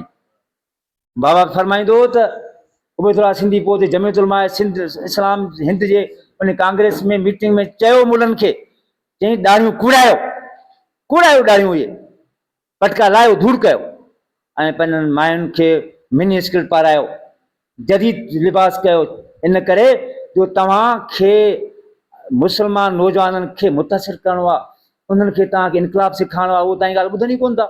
तव्हां मुलुलू ॾाढ़ियूं रखियो, तंग नज़र थियो, 24 कलाक गोॾा पांचनि ते रखियो, वतो हलंदा ऐं तव्हां सम्झो था इनकलाब ईंदो, इहो तरीक़ो न आहे इस्लाम जो, न को असाब सुफ़ा जो। इहे ॾाढ़ियूं रीशूं तराशियो ऐं पटका धूड़ कयो ऐं मायुनि खे मिनी स्कर्ट पारायो, पाण फुल सूट में हलो, या तव्हां वञी हीअ किनो छो था जी लहनत आहे तव्हां ते। मौलाना उबैदुल्ला साईं लफ़्ज़ आहिनि, बाबा असांखे ॿुधाईंदो, मौलाना उबैदुल्ला साईं लफ़्ज़ हुआ, अरे तव्हां किनो था मिलू, तव्हां शर्म नथो अचे। नबी साईं ऐं असाब सुफ़ा इहे ख़ैरातूं वठंदा हुआ, मदरसा ईअं हलाईंदा हुआ, तव्हां ईअं चयो नबी साईं तव्हां पिनो, अज़ान ॾियो, मोज़िन थियो, मौलवी थियो, तव्हां पिनो, तव्हां बंदियूं खणो। हिकिड़े मौलवी खे चवां थो, उबैदुल्ला साईं लफ़्ज़ हुआ त वञो मोटर साइकिल जो मैकेनिकल कमु सिखो, वॉच मेकर थियो, तव्हां वञो जदीद टेक्निकल कमु सिखो, मज़दूरी करियो, तव्हां वञो ऐं वञी जेका ड्राइविंग सिखो, तव्हां वञो वञी करे जेके आम जेके होटलनि जा कम आहिनि, धंधा आहिनि, धाड़ी आहिनि, सिखो, पंहिंजी रोज़ी पाण कमायो, पोइ ॾिसो त हिंदुस्तान जो अवाम छा दुनिया जो अवाम तव्हांखे सलाम नथो करे। हक़ लाल जी रोज़ी कमायो, पाण खाओ, ऐं पोइ तव्हां वञी माण्हुनि खे तबलीग करियो ऐं माण्हुनि खे सम्झायो त दीन छा आहे, इस्लाम छा आहे ऐं अक़ाइद छा आहिनि। त हींअर हिन वक़्तु तव्हांजी पोज़ीशन इहा आहे, तव्हांखे ॾिसी माण्हू छिरकनि था, नौजवान भॼी था वञनि, तव्हां सां वेहणु पसंदि कोन था कनि। ऐं चयूं त मां पाण फरमायूं त मां उहो हिकिड़ो सैलाब पियो ॾिसां, हिकिड़ो उहो सैलाब आहे जेको तमामु तेज़ी सां ज़माने जो ऐं हिकिड़े वक़्त जो हालात जेको सैलाब आहे जेको मां ॾिसां पियो, त वरी तेज़ तूफ़ानी तुंद रवि सां अचे पियो। जेकॾहिं तव्हां उन सैलाब जो हिसो न बणिया, तव्हां उन सैलाब सां गॾिजी ऐं तव्हां काह न कई इनकलाब वारी, त तव्हां उन्हनि में कख ऐं पन थी लुड़ी वेंदो। मोलियो सुधरो, उहो मोलनि खे टारगेट ठाहींदो, सुधरो, तव्हां उन सैलाब जो साथ ॾियो। उहो कहिड़ो सैलाब हो? सोशलिज़म जो सैलाब हो, सेक्युलरिज़म जो सैलाब हो, कम्युनिज़म जो सैलाब हो, जदीद ख़्यालनि जो सैलाब हो, ऐं उहो साइंस जो सैलाब हो, न कि तंग नज़री जो ऐं जेको आहे सो ऐं पुराण पसंदीअ जो, रुज़त पसंदीअ जो ऐं मौलवियत जो सैलाब कोन हो। पाण फरमायो त इहो इनकलाब आहे, इहो असाब सुफ़ा वारनि दुनिया में इहो पैगाम पहुचायो। इमाम हज़रत अबू हुरैरा जो पैगाम, सलमान फारसी, हज़रत अबू ज़र गफ़ारी रज़ियल्लाहु ताला अन्हु जो पैगाम, असाब सुफ़ा जो पैगाम, जेके 24 कलाक पंहिंजे मस्जिद नबवी में अंगण ते वेही करे नबी साईं जो अहादीस यादि कंदा हुआ, ऐं 24 कलाक बुख ते ऐं ज़माने सां गॾु सख़्ती सहंदा हुआ, ऐं कंहिं बि पिन ते संदरो कोन ॿधंदा हुआ, न को बंदड़ियूं खणी माण्हू पिनंदा हुआ, पंहिंजी रोज़ी पाण कमाईंदा हुआ, पंहिंजी मज़दूरी पाण कंदा हुआ। इस्लाम खे उन्हनि असाबनि सगुरनि फैलायो। त मौलाना उबैदुल्ला सिंधी जा इहे असाबी जेके हुआ से ईअं खणी चइजे त जीअं हिकु साहबी हदीस में अचे थो, तव्हां लाइ हिकिड़ो सितारो आहे, सितारे जी मानंदा। त हज़रत अबू हुरैरा, हज़रत सलमान फारसी, हज़रत रूमी, मौलाना इहे जेके सहाबी हुआ ऐं इहे मुसाफ़िर सहाबी आहे, उनजी अज़ीम जिदोजहद हुई। उन हज़रत अबू ज़र गफ़ारी, त मौलाना उबैदुल्ला सिंधी जे हवाले सां जेके हींअर ॻाल्हियूं थियनि थियूं, त उन्हनि में असांखे तमामु जामे तरीक़े सां अॼु जे नौजवान खे सिंध सागर पार्टी खे मुक़ाबिलो करिणो पवंदो। छाकाणि सिंध सागर पार्टी में के मूंखे लॻे थो त हिकिड़ी कैंप उन में अहिड़ी बि आहे जेका अॼु बि अहमद अली लाहौरी खे फॉलो करे थी। मौलाना अहमद अली लाहौरी खे, मौलाना अहमद अली लाहौरी त हिकिड़ो ख़लीफ़ो पीरी फ़कीरी वारो माण्हू जेको उबैदुल्ला सिंधी पसंदि न कंदो, उहो त मौलाना अशरफ अली थानवी खे मुनाफ़िक़ चवंदो, जंहिं बेहश्ती ज़ेवर जहिड़ो ठूट जहिड़ो किताबु लिखियो, चवंदो मुनाफ़िक़ आहे, रेशमी रुमाल तहरीक खे नाकाम करण वारो अशरफ अली थानवी आहे, क्लियर चवंदो मौलाना उबैदुल्ला सिंधी। छाकाणि त हुनजो भाउ हिकिड़ो फ़ौज में हो, मिलिट्री इंटेलिजेंस माण्हू हो, जिन मौलाना हुतां रेशमी रुमाल तहरीक जे दौरान उहो जिन रेशमी रुमाल ते पहुतो त उनजी ख़बर उनखे पई, अशरफ अली थानवी वटां उहो रुमाल खयईं। छाकाणि मौलाना अशरफ अली थानवी तमामु वॾो मोतबर ऐं तमामु वॾो हिकिड़ो आलिम दीन हो ऐं उलमाए देवबंद हुन ते जो सिक्को हावी हो हुनजो, उन वटि उहो रुमाज न पातो त इंटेलिजेंस जो माण्हू हुनजो भाउ उहो अटकल करे खणी वियो त हुन अंग्रेज़ खे ॾसियो ऐं पूरी रेस्यू माल तहरीक अंग्रेज़ नाकाम कयो, माण्हुनि खे शहीद कयईं, हुनखे गिरफ़्तार कयईं।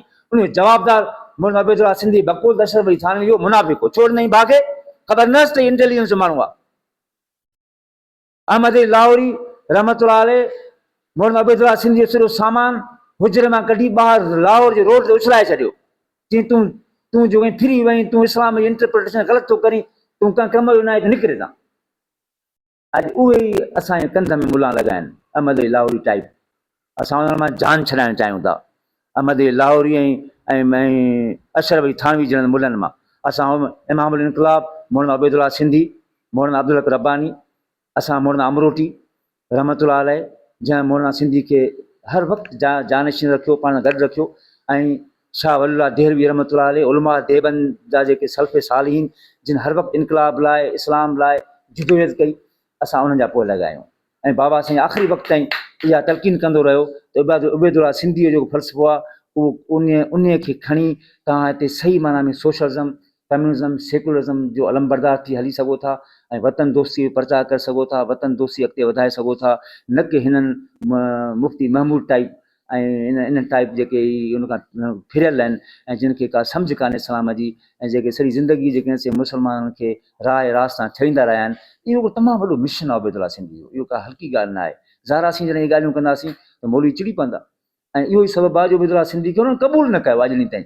केरु सोचे थो उन्हनि उबैदुल्ला सिंधी खे उलमाए देवबंद क़बूल कयो आहे? रुगो लफ़ाज़ी आहे, रुगो ॻाल्हि, रुगो इहो ॾेखारण लाइ त असांजो वॾो हो ऐं उहो जेको विड़ियो उन नालो उनजो पंहिंजो उबैदुल्ला सिंधीअ जो, उन केश करण लाइ त नालो वठंदा आहिनि, पर असांजा उलमाए देवबंद अॼु बि उबैदुल्ला सिंधी खे मञण लाइ तयारु न आहिनि, ओन करण लाइ तयारु न आहिनि, उनखे सम्झण लाइ तयारु न आहिनि, उनजे फ़लसफ़े ऐं फ़िक्र खे जे पाढ़ण लाइ तयारु न आहिनि।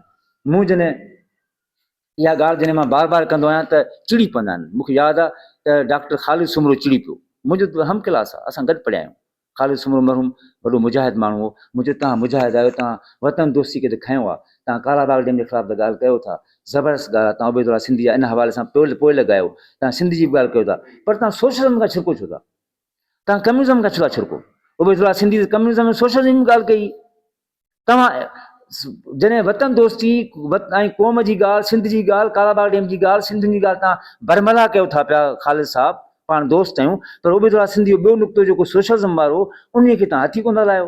तव्हां सोशलिज़म जी कॾहिं बि ॻाल्हि न कई आहे, कम्युनिज़म जी कॾहिं बि ॻाल्हि न कई आहे, सेकुलरिज़म जी कॾहिं बि ॻाल्हि न कई आहे। उते तव्हां टीहर तब थो वठी वञे, पोइ ख़ालिद सुमरो चयो दादा मुला जेके चिड़ी था पवनि, कोन था मञनि। तालिबान जो ज़मानो हो, ज़ाहिर आहे अफ़गानिस्तान में तालिबान जो दौर हो, त ख़ालिद सुमरो काफ़ी शयुनि खे सम्झंदो हो, पर के मसलतूं हुयूं जंहिंजे करे हू चवंदो यार छा कयूं, तालिबान जो ज़ोर आहे ऐं पठान मुल्क जो असांजे वस में कोन्हे, असां छा कयूं?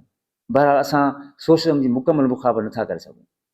उन हूंदे बि ॾिसो हींअर वक़्तु आहे फ़िक्री तौर ते असांखे हाणे तइ करिणो पवंदो सिंध सागर पार्टी में। मां सिंध सागर पार्टी जो मरकज़ी मेंबर आहियां, इहो तइ करिणो पवंदो उबैदुल्ला सिंधी जो फ़िक्र छा हो।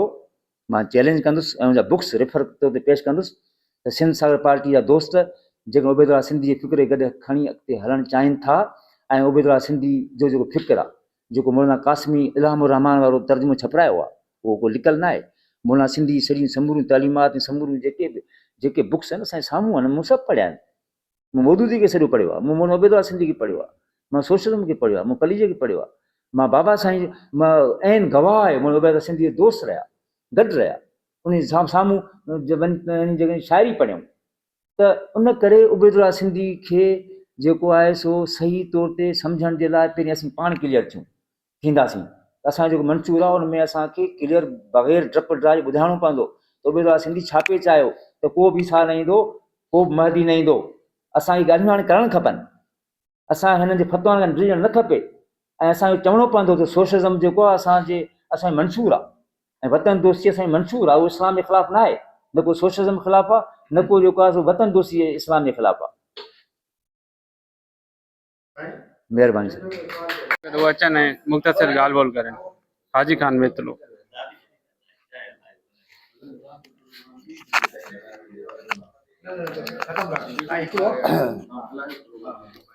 बिस्मिल्लाहिर्रहमानिर्रहीम। मुंहिंजा मानवर नूरमान साहब, असांजे फ़हीम साईं मुनवारी साहब जन, अब्दुल करीम साहब जन, साईं हुसैन सारंग ऐं इनकलाबी मोहम्मद अयूब ऐं सभई दोस्त मोहम्मद अली गामगरो समेत सभिनी दोस्तनि खे अस्सलाम वालेकुम। ऐं बिल्कुलु असीं मुख़्तसरी कंदासीं छो त ॼाण वारा काफ़ी दोस्त अञा ॻाल्हाईंदा, कुझु ॻाल्हाए विया आहिनि। मां सिर्फ़ु रुॻो उनखे सलाम पेश करण लाइ, छो त ही पहिरीं ॻाल्हि त असां वटि मौलाना उबैदुल्लाह सिंधीअ जे लाइ त मुख़्तलिफ़ राया चया वेंदा त भई मज़हबी फंडामेंटल हुयो, मज़हबी मुख़्तलिफ़ तरीक़नि सां, पर हिते अची असांखे इहा ख़बर पई त उहो सोशलिस्टिक हुयो, कम्यूनिज़म बि हुयो ऐं वतन दोस्त बि हुयो।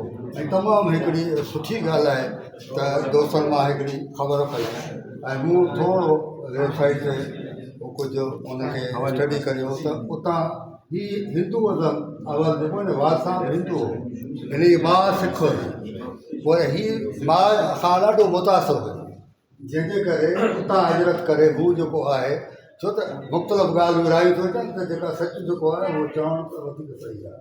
त उहे जेको आहे उहो वरी जॾहिं गुज़ारे विया त वरी हीअ माउ नानंगढ़ अची रहियो, जंहिं नानो हुनजो सिख हुयो, उहो सिखनि जी तरबियत में उहो सिख रहियो। पोइ जॾहिं हिन तरबियत कई, जॾहिं पढ़ियो, स्टडी कई, वरी हुन जॾहिं फ़िक्र पढ़िया मुस्लमाननि जा जेके हिन उन सां दोस्तियूं थियूं ऐं काफ़ी हिंदू जेके मुस्लमान थिया, त उन्हनि जे दोस्ती संगत जे असर जे करे हू मुस्लमाननि सां हुननि जी दोस्ती वधण जे करे हुन किताबनि जी जॾहिं स्टडी कई त स्टडीअ मां उन मां हिन खे इहो जेको आहे हासिलु थियो त न मिली हीअ मज़हब जेको आहे वधीक जेको आहे सगारो ऐं हिननि जा जेको आइडियाज़, हुन जा ख़्यालात, हुन जा तमामु जेको आहे ऊचा आहिनि।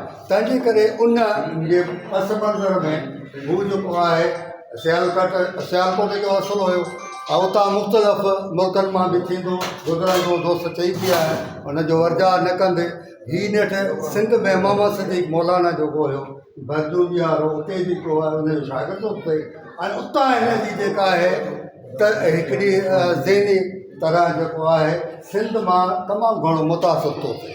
सिंध में अची करे सिंध जॾहिं सुवालु थिए थो त भई सिंध खे त ईअं कीअं चयो, सिंध खे वतन पियो चए, सिंध वतन आहे, इहा वॾी ॻाल्हि आहे, सिंध वतन आहे। उन लिहाज़ खां असां चवंदासीं त हीअ जेको आहे सिंध धरतीअ खे हुन क़बूलियो हो ऐं सिंध धरतीअ लाइ माना असां जाखोड़ पियो, तंहिंजे करे हीअ सभु गॾु सिंधी माण्हू असांखे उन्हनि खे सलाम पेश था करियूं।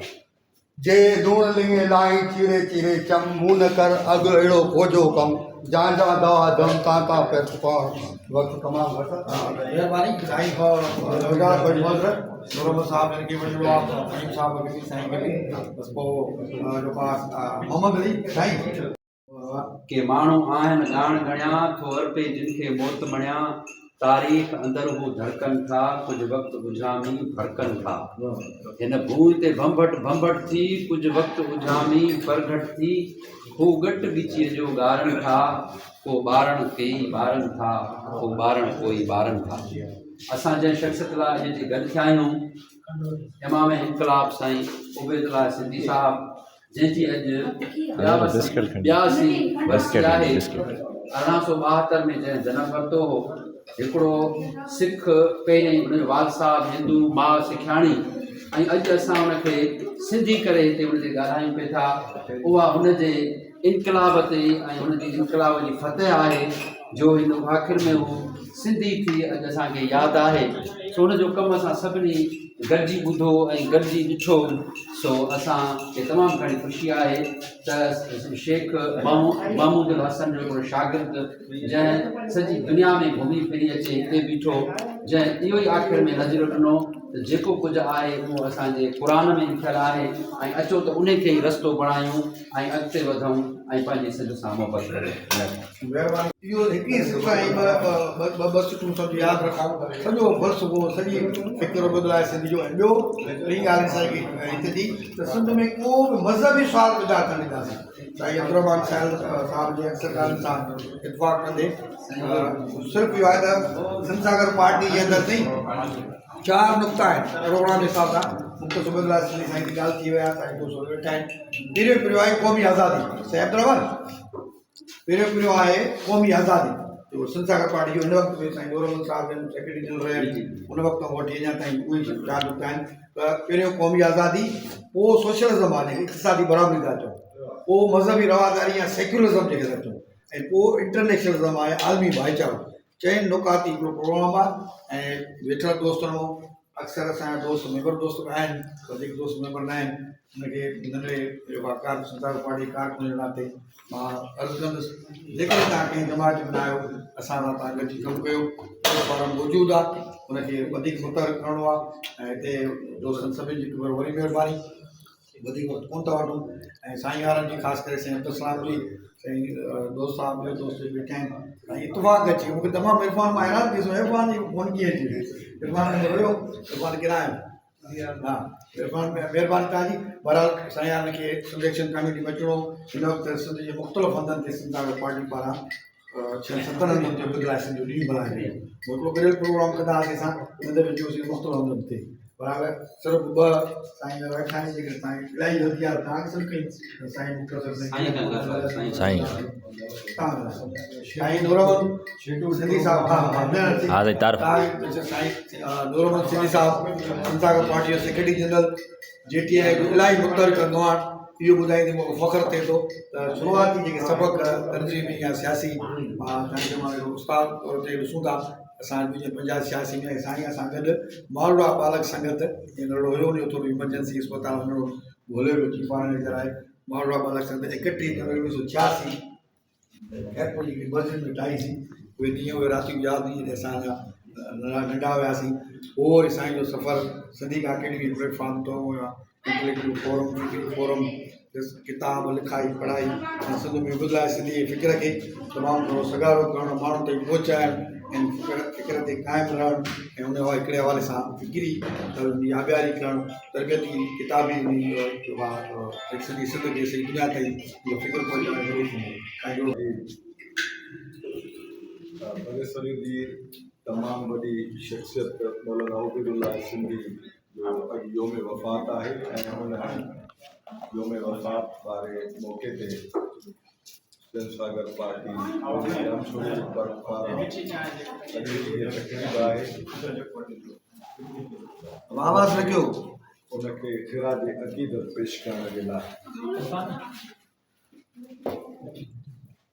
मौलाना उबैदुल्लाह सिंधी रहमतुल्लाह अलैहि उनजे बारे में उनजी ज़िंदगी जा मुख़्तलिफ़ पहलू जेके आहिनि उहे तव्हांजे साम्हूं रखिया आहिनि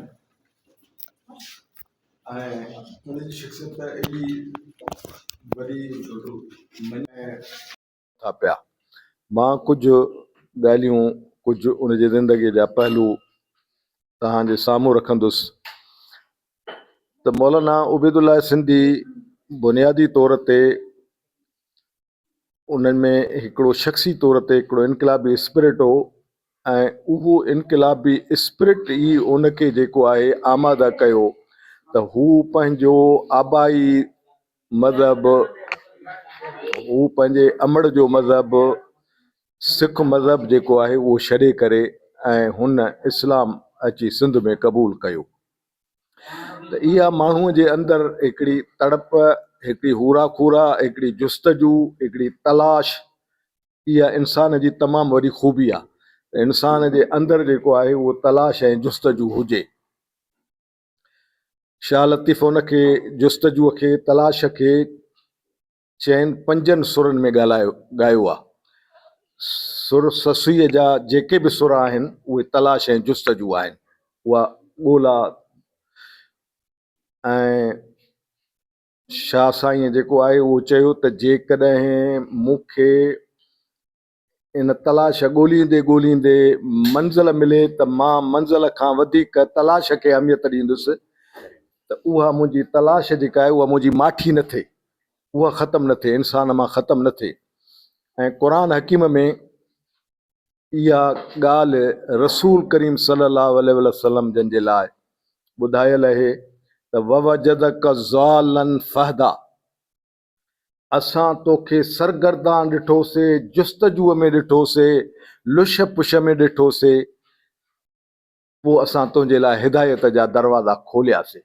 त इहा जाखोड़ ऐं इहा जुस्तजू ख़ुदा जॾहिं ॾिठी त पोइ ख़ुदा उनखे पैगम्बर जे लाइ, पैगम्बर जे मनसब जे लाइ जेको आहे उहो डेपूट कयो ऐं उन मनसब उहो नवाज़ियो, अता कयो ऐं उन मनसब ते उन पैगम्बर, आलमी पैगम्बर वॾो कमु कयो। मौलाना उबैदुल्लाह सिंधी रहमतुल्लाह अलैह चवंदो त इहो जेका मूंखे तंग नज़री, जेका मूंखे रजाइत पसंदी, रुजत पसंदी फ़िक्र जी जेको आहे उहा ऊंधाई मूंखे पंहिंजे आबाई मज़हब में बंदि न करे सघी, उहा तंग नज़री, उहा रुजत पसंदी जेकॾहिं मां इस्लाम क़बूल कयो आहे ऐं इस्लाम वारनि वटि उहा हूंदी त मूंखे उहा कीअं रोके सघंदी उन्हीअ खां। मां उते बि जेको आहे उहो सबात जेको आहे मूंखे न मिलंदो। मूंखे इस्लाम में सबात तॾहिं मिलियो आहे जॾहिं इस्लाम में रोशन फ़िक्री आहे। मूंखे इस्लाम में सबात जेको आहे उहो तॾहिं हासिलु थियो आहे जॾहिं उते तरक़ी पसंदी आहे, जॾहिं उते इनलाइटनमेंट आहे। ख़ुदा जेको आहे उहो नूर आहे, अल्लाह नूर समावात वल अर्ज़, अल्लाह हिन ज़मीन ऐं आसमान जी रोशनी आहे, पावर आहे, एनर्जी आहे। उहा शइ जेका ख़ुदा जो ठहियल दीन आहे उन में उहो नूर, उहा तवानाई, उहो पावर, उहा ताक़त समायल आहे। इन करे अवां ॾिसंदो त पैगम्बरनि जी जेका बि सॼी जदोजहद आहे उहा जदोजहद उन में उहो पावर, उहा इनलाइटमेंट ऐं उहा एनर्जी असांखे जिते किथे नज़र अचे थी। पैगम्बर पंजनि मुआशरनि खे बदिलाइण जो जेको आहे उहो कमु कंदा हुआ ऐं क़ुरान हकीम में वराए वराए उन्हनि पैगम्बरनि जी, हज़रत सालेह अलैहिस्सलाम जी, हज़रत शुएब अलैहिस्सलाम जी, हज़रत मूसा अलैहिस्सलाम जी, हज़रत नूह अलैहिस्सलाम जो, जिन जिन पैगम्बरनि बि, हज़रत इब्राहिम अलैहिस्सलाम जो, जिन जिन पैगम्बरनि बि पंहिंजे समाज खे बदिलाइण जी फ़िक्रमंदी कई आहे, क़ुरान में उनजो वराए वराए ज़िक्र आयल आहे। ऐं उन्हनि पैगम्बरनि जे लाइ क़ुरान मजीद में जेको ज़िक्र आयल आहे उहो इहो ई आयल आहे त इहे इंसाननि खे तौहीद ते वठी अचण वारा हुआ, वहदानियत परस्तीअ ते वठी अचण वारा हुआ। उहा वहदानियत परस्ती जेका इंसाननि खे बुत परस्तीअ खां, जेका इंसाननि खे वहम परस्तीअ खां, जेका इंसाननि खे शख्सियत परस्तीअ खां, जेका इंसाननि खे फ़िरके परस्तीअ खां उहा कढी ऐं हिकिड़े अल्लाह ताला जे अब्दियत में आणे थी पई। पैगम्बरनि बुनियादी तौर ते इन तौहीद जे लाइ इंसाननि खे आमाद पए कयो। ॿियो जेको ॿुधायो वियो आहे उन तौहीद जो वॾो में वॾो असरु क़ुरान हकीम में पैगम्बरनि जे जदोजहद जो जेको ॿुधायो वियो आहे त उन्हनि पंहिंजे पंहिंजे मुआशिरे खे, पंहिंजे समाज खे बदिलाइण जा जतन कया ऐं कोशिशूं कयूं। जेके समाज में ख़राबियूं हुयूं, जेका समाज में अबतरी हुई, जेका समाज में जेको तबक़ाती निज़ाम हो, उन तबक़ाती निज़ाम खे मटाइण जे लाइ हुननि कोशिशूं कयूं। हज़रत सालेह अलैहिस्सलाम जी जदोजहद तव्हां ॾिसो जेका क़ुरान ॿुधाए थो पियो त बुनियादी तौर ते सालेह अलैहिस्सलाम जी क़ौम में वसीलनि ते कब्ज़ो करे छॾियो, चरागाहनि ते कब्ज़ो करे छॾियऊं, ढंढुनि ते कब्ज़ो करे छॾियऊं, ज़मीनुनि ते कब्ज़ो करे छॾियऊं। जेके बि कुदरती वसीला हुया उन्हनि ते उन्हनि जो वॾनि माण्हुनि जो कब्ज़ो थी वियो ऐं ग़रीब माण्हू जेके आहिनि उहे परेशान हुया त उन्हनि जा ढोर जेके आहिनि उहे किथे चरनि, उन्हनि जा जेके उठ ऐं ॾाचूं किथे चरनि, उन्हनि जा ॿकरियूं ऐं रिढूं जेके आहिनि उहे किथे चरनि, किथां पाणी पीअनि। चरागाहनि ते बि उन्हनि जो कब्ज़ो ऐं चश्मनि ते बि उन्हनि जो कब्ज़ो। पाणी पीअण जे लाइ बि जेको आहे उन्हनि खे, ग़रीबनि खे जेको आहे उहो परे रखियो वेंदो या वॾियूं रक़मूं वठी करे ऐं पोइ उन्हनि जे ढोरनि खे पाणी पीअणु ॾिनो वेंदो। त हज़रत सालेह अलैहिस्सलाम जदोजहद इहा हलाई त इहो तबक़ाती जेको तज़ाद आहे ख़तमु थियणु खपे। वसीला जेके आहिनि उहे अलाह ताला जा आहिनि ऐं सभिनी वसीलनि ते अलाह ताला जे बाननि सभिनी जो जेको आहे उहो बराबरि जो हक़ आहे। इन जे करे हज़रत सालेह अलैहिस्सलाम उन्हनि खे नाक़तुल्लाह जो जेको आहे उहो फ़िक्र ऐं पैगाम ॾिनो त जेके अल्लाह ताला जी मखलूक पैदा थियल आहे, जेके जानवर बि पैदा थियल आहिनि, उहे बि अल्लाह ताला जी मखलूक में अल्लाह जो इयाल आहिनि। अल ख़ल्क़ु कुल्लुहुम इयालुल्लाह, इहो इमाम शाह वलीउल्लाह जी जेको आहे उहो हदीस कुर्सीअ जे तौर ते उन जे फ़िक्र में इहा ॻाल्हि मिले थी पई। उन पंहिंजे फ़िक्र जो उनखे बुनियादु बणायो त मखलूक सॼी अलाह जो इयाल आहे। इंसान सभु अलाह जो इयाल आहिनि, जेके चरंद परंद आहिनि उहे सभु अलाह जो इयाल आहिनि, अलाह जी ख़ल्क़त आहिनि। इन करे अलाह जे पैदा कयल वसीलनि में उन्हनि सभिनी जो मसावी ऐं यकसां हक़ आहे। त जेका सालेह अलैहिस्सलाम जी ॾाचीअ जो जेको फ़िक्र साम्हूं आंदो, नाक़तुल्लाह जो जेको फ़िक्र साम्हूं आंदो, त इहो हो त ग़रीबनि जा ढोर बि अलाह जो अयाल आहिनि ऐं उहे अलाह जो अयाल बणिजी करे सभिनी चरागाहनि में वेंदा ऐं सभिनी चश्मनि तां जेको आहे उहो पाणी पीअंदा ऐं पोइ उहा तहरीक हलाए उन खे मञरायो, उनखे क़बूल करायो। पर जॾहिं वॾनि माण्हुनि ॾिठो त ही त असांजे कंट्रोल ऐं कब्ज़ो जेको आहे, ही निज़ाम असांजे कंट्रोल ऐं कब्ज़े खे चैलेंज थो करे, त पोइ उन्हनि ॾाचियुनि जूं ॼंगूं वढणु शुरू कयूं, जेके ॾाचियूं उन्हनि जे पोख में वञनि पियूं। ऐं जीअं उन्हनि ॼंगूं वढणु शुरू कयूं, तीअं अलाह जो अज़ाब आयो ऐं उहा ज़ालिम ताक़तवर तबक़ाती कंट्रोल क़ाइमु करण वारी वसीलनि खे पंहिंजे कब्ज़े में रखण वारी क़ौम जेको आहे उहो सिफ़े हस्तीअ तां मिटाई वई। त क़ुरान पैगंबरनि जी इहा तबक़ाती जिदोजहद जेको आहे उहो गाइडलाइन करे थो पियो रसूल करीम खे, त हीअ तबक़ाती जिदोजहद हिन रसूलनि जे सिलसिले जे कड़ी आहे ऐं इहा अॻु में इन तरीक़े सां हली आहे। अहिड़ी तरह हज़रत शुएब अलैहिस्सलाम जो जेको आहे उहो किसो, उहो सॼो इहो ॿुधायल आहे त उहे मुआवज़े ॾियण में इंसाफ़ न कंदा, माप तौर में इंसाफ़ न कंदा। माप तौर में हर क़िस्म जी माप तौर अची वञे थी पई। जेको क़ुरान ॿुधायो आहे त हू माप तौर में ॾंडी हणंदा, त जेको इंसाननि जो मुआवज़ो मुक़ररु थिए थो पियो उन में बि जेका ॾंडी लॻे थी उहा बि माप तौर में ॾंडी आहे। छो त इंसान जो जेको हक़ु आहे उन जे महिनत जी बुनियाद ते, हज़रत शुएब अलैहिस्सलाम जेको आहे उहो चयो त उन जी महिनत जे बुनियाद ते जेको आहे उहो उन्हनि खे उहे शयूं उन्हनि खे मिलणु खपनि ऐं शयूं जे पैदावार में जेको आहे उहो महिनत जो बुनियादी किरदारु आहे। इन करे उन्हनि खे महिनत जे बुनियाद ते उहे सभु शयूं मिलणु खपनि, मुआवज़ो पूरो पूरो मिलणु खपे। इहो ई मुआवज़ो पूरो मिलणु खपे जेको महिनत जो उन ते सर्फ थिए थो पियो। इहा अॻिते हली करे थियरी जेको आहे उहा मार्क्स जेको आहे उहा पेश कई आहे। थियरी ऑफ जेका सरप्लस वैल्यू आहे मार्क्स जी, उहा सॼी इहा आहे त बाबा महिनत ई शयुनि खे शयुनि जे पैदावार में महिनत जो असुल रोल आहे, महिनत जो असुल किरदारु आहे। इन जे करे जेको महिनत उन ते सर्फ करे थो पियो उनखे पूरो मुआवज़ो मिले। अॼु इहा साॻी ॻाल्हि जेको आहे हज़रत शुएब अलैहिस्सलाम पंहिंजे क़ौम जे साम्हूं रखी ऐं हज़रत शुएब अलैहिस्सलाम जेको आहे पंहिंजी क़ौम खे उन ते दावत ॾिनी, उन ते तबलीग कई, उन ते तहरीक हलाई ऐं जॾहिं पोइ माण्हुनि इन शइ खे न मञियो ऐं इन प्रोग्राम जी मुखालफ़त कई, इन प्रोग्राम खे हलणु न ॾिनो, त उन क़ौम जे मथां अज़ाब आयो ऐं इन क़ौम जो अज़ाब रसूल करीम सल्लल्लाहु अलैहि वसल्लम खे गाइडलाइन जे तौर ते ॿुधायो वियो त ही पैगंबरनि जी जिदोजहद आहे ऐं ही तसलसल आहे ऐं तूं उन सिलसिले जी कड़ी आहे। हज़रत मूसा अलैहिस्सलाम जे दौर में फ़िरौन जेको आहे उहो इंसाननि खे ग़ुलाम बणाए वेठो। इंसानी ग़ुलामियूं जेके आहिनि उहे ख़ुदा जे जेको प्रोग्राम आहे, ख़ुदा जे मखलूक जे लाइ, ख़ुदा जो पंहिंजे अयाल जे लाइ इंसानी ग़ुलामियूं उन जे बिल्कुलु ख़िलाफ़ु आहिनि। अब्दियत बानप सिर्फ़ु अल्लाह ताला पंहिंजे लाइ रखी, बाक़ी इंसान खे ग़ुलाम न बणाईंदो। इन ई जे करे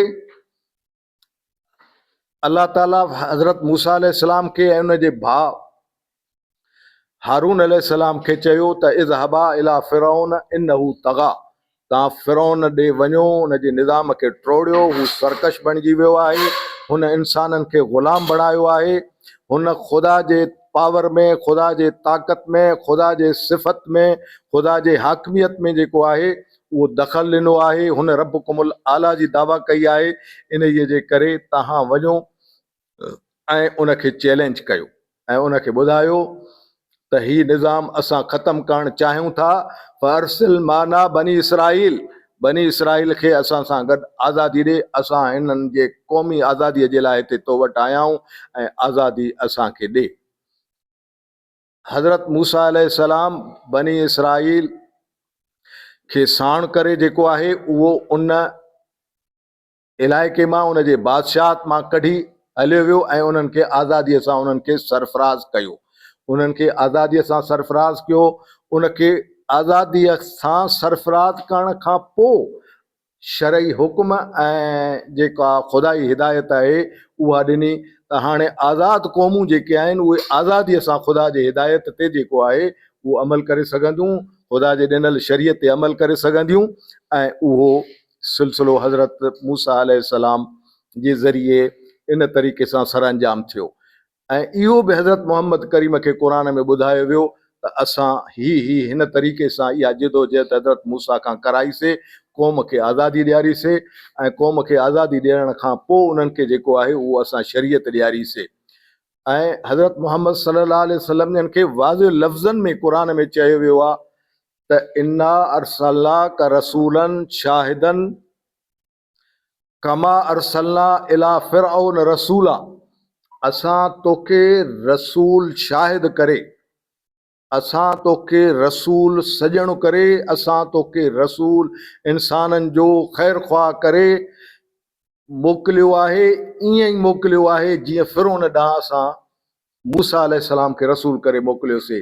जेको मूसा पंहिंजो मनसब सर अंजाम ॾिनो इंसाननि खे ग़ुलामियुनि मां आज़ादियुनि जो, इहो मनसब तोखे सर अंजाम ॾियणो आहे। साॻियो ई इंसाननि खे तूं ग़ुलामियुनि मां निजात ॾियारींदे। ही मके जा मुशरिक, ही मके जा सरदार, ही जेके घणा माण्हू जेके आहिनि अरबाब मिन दूनिल्लाह बणिजी विया आहिनि।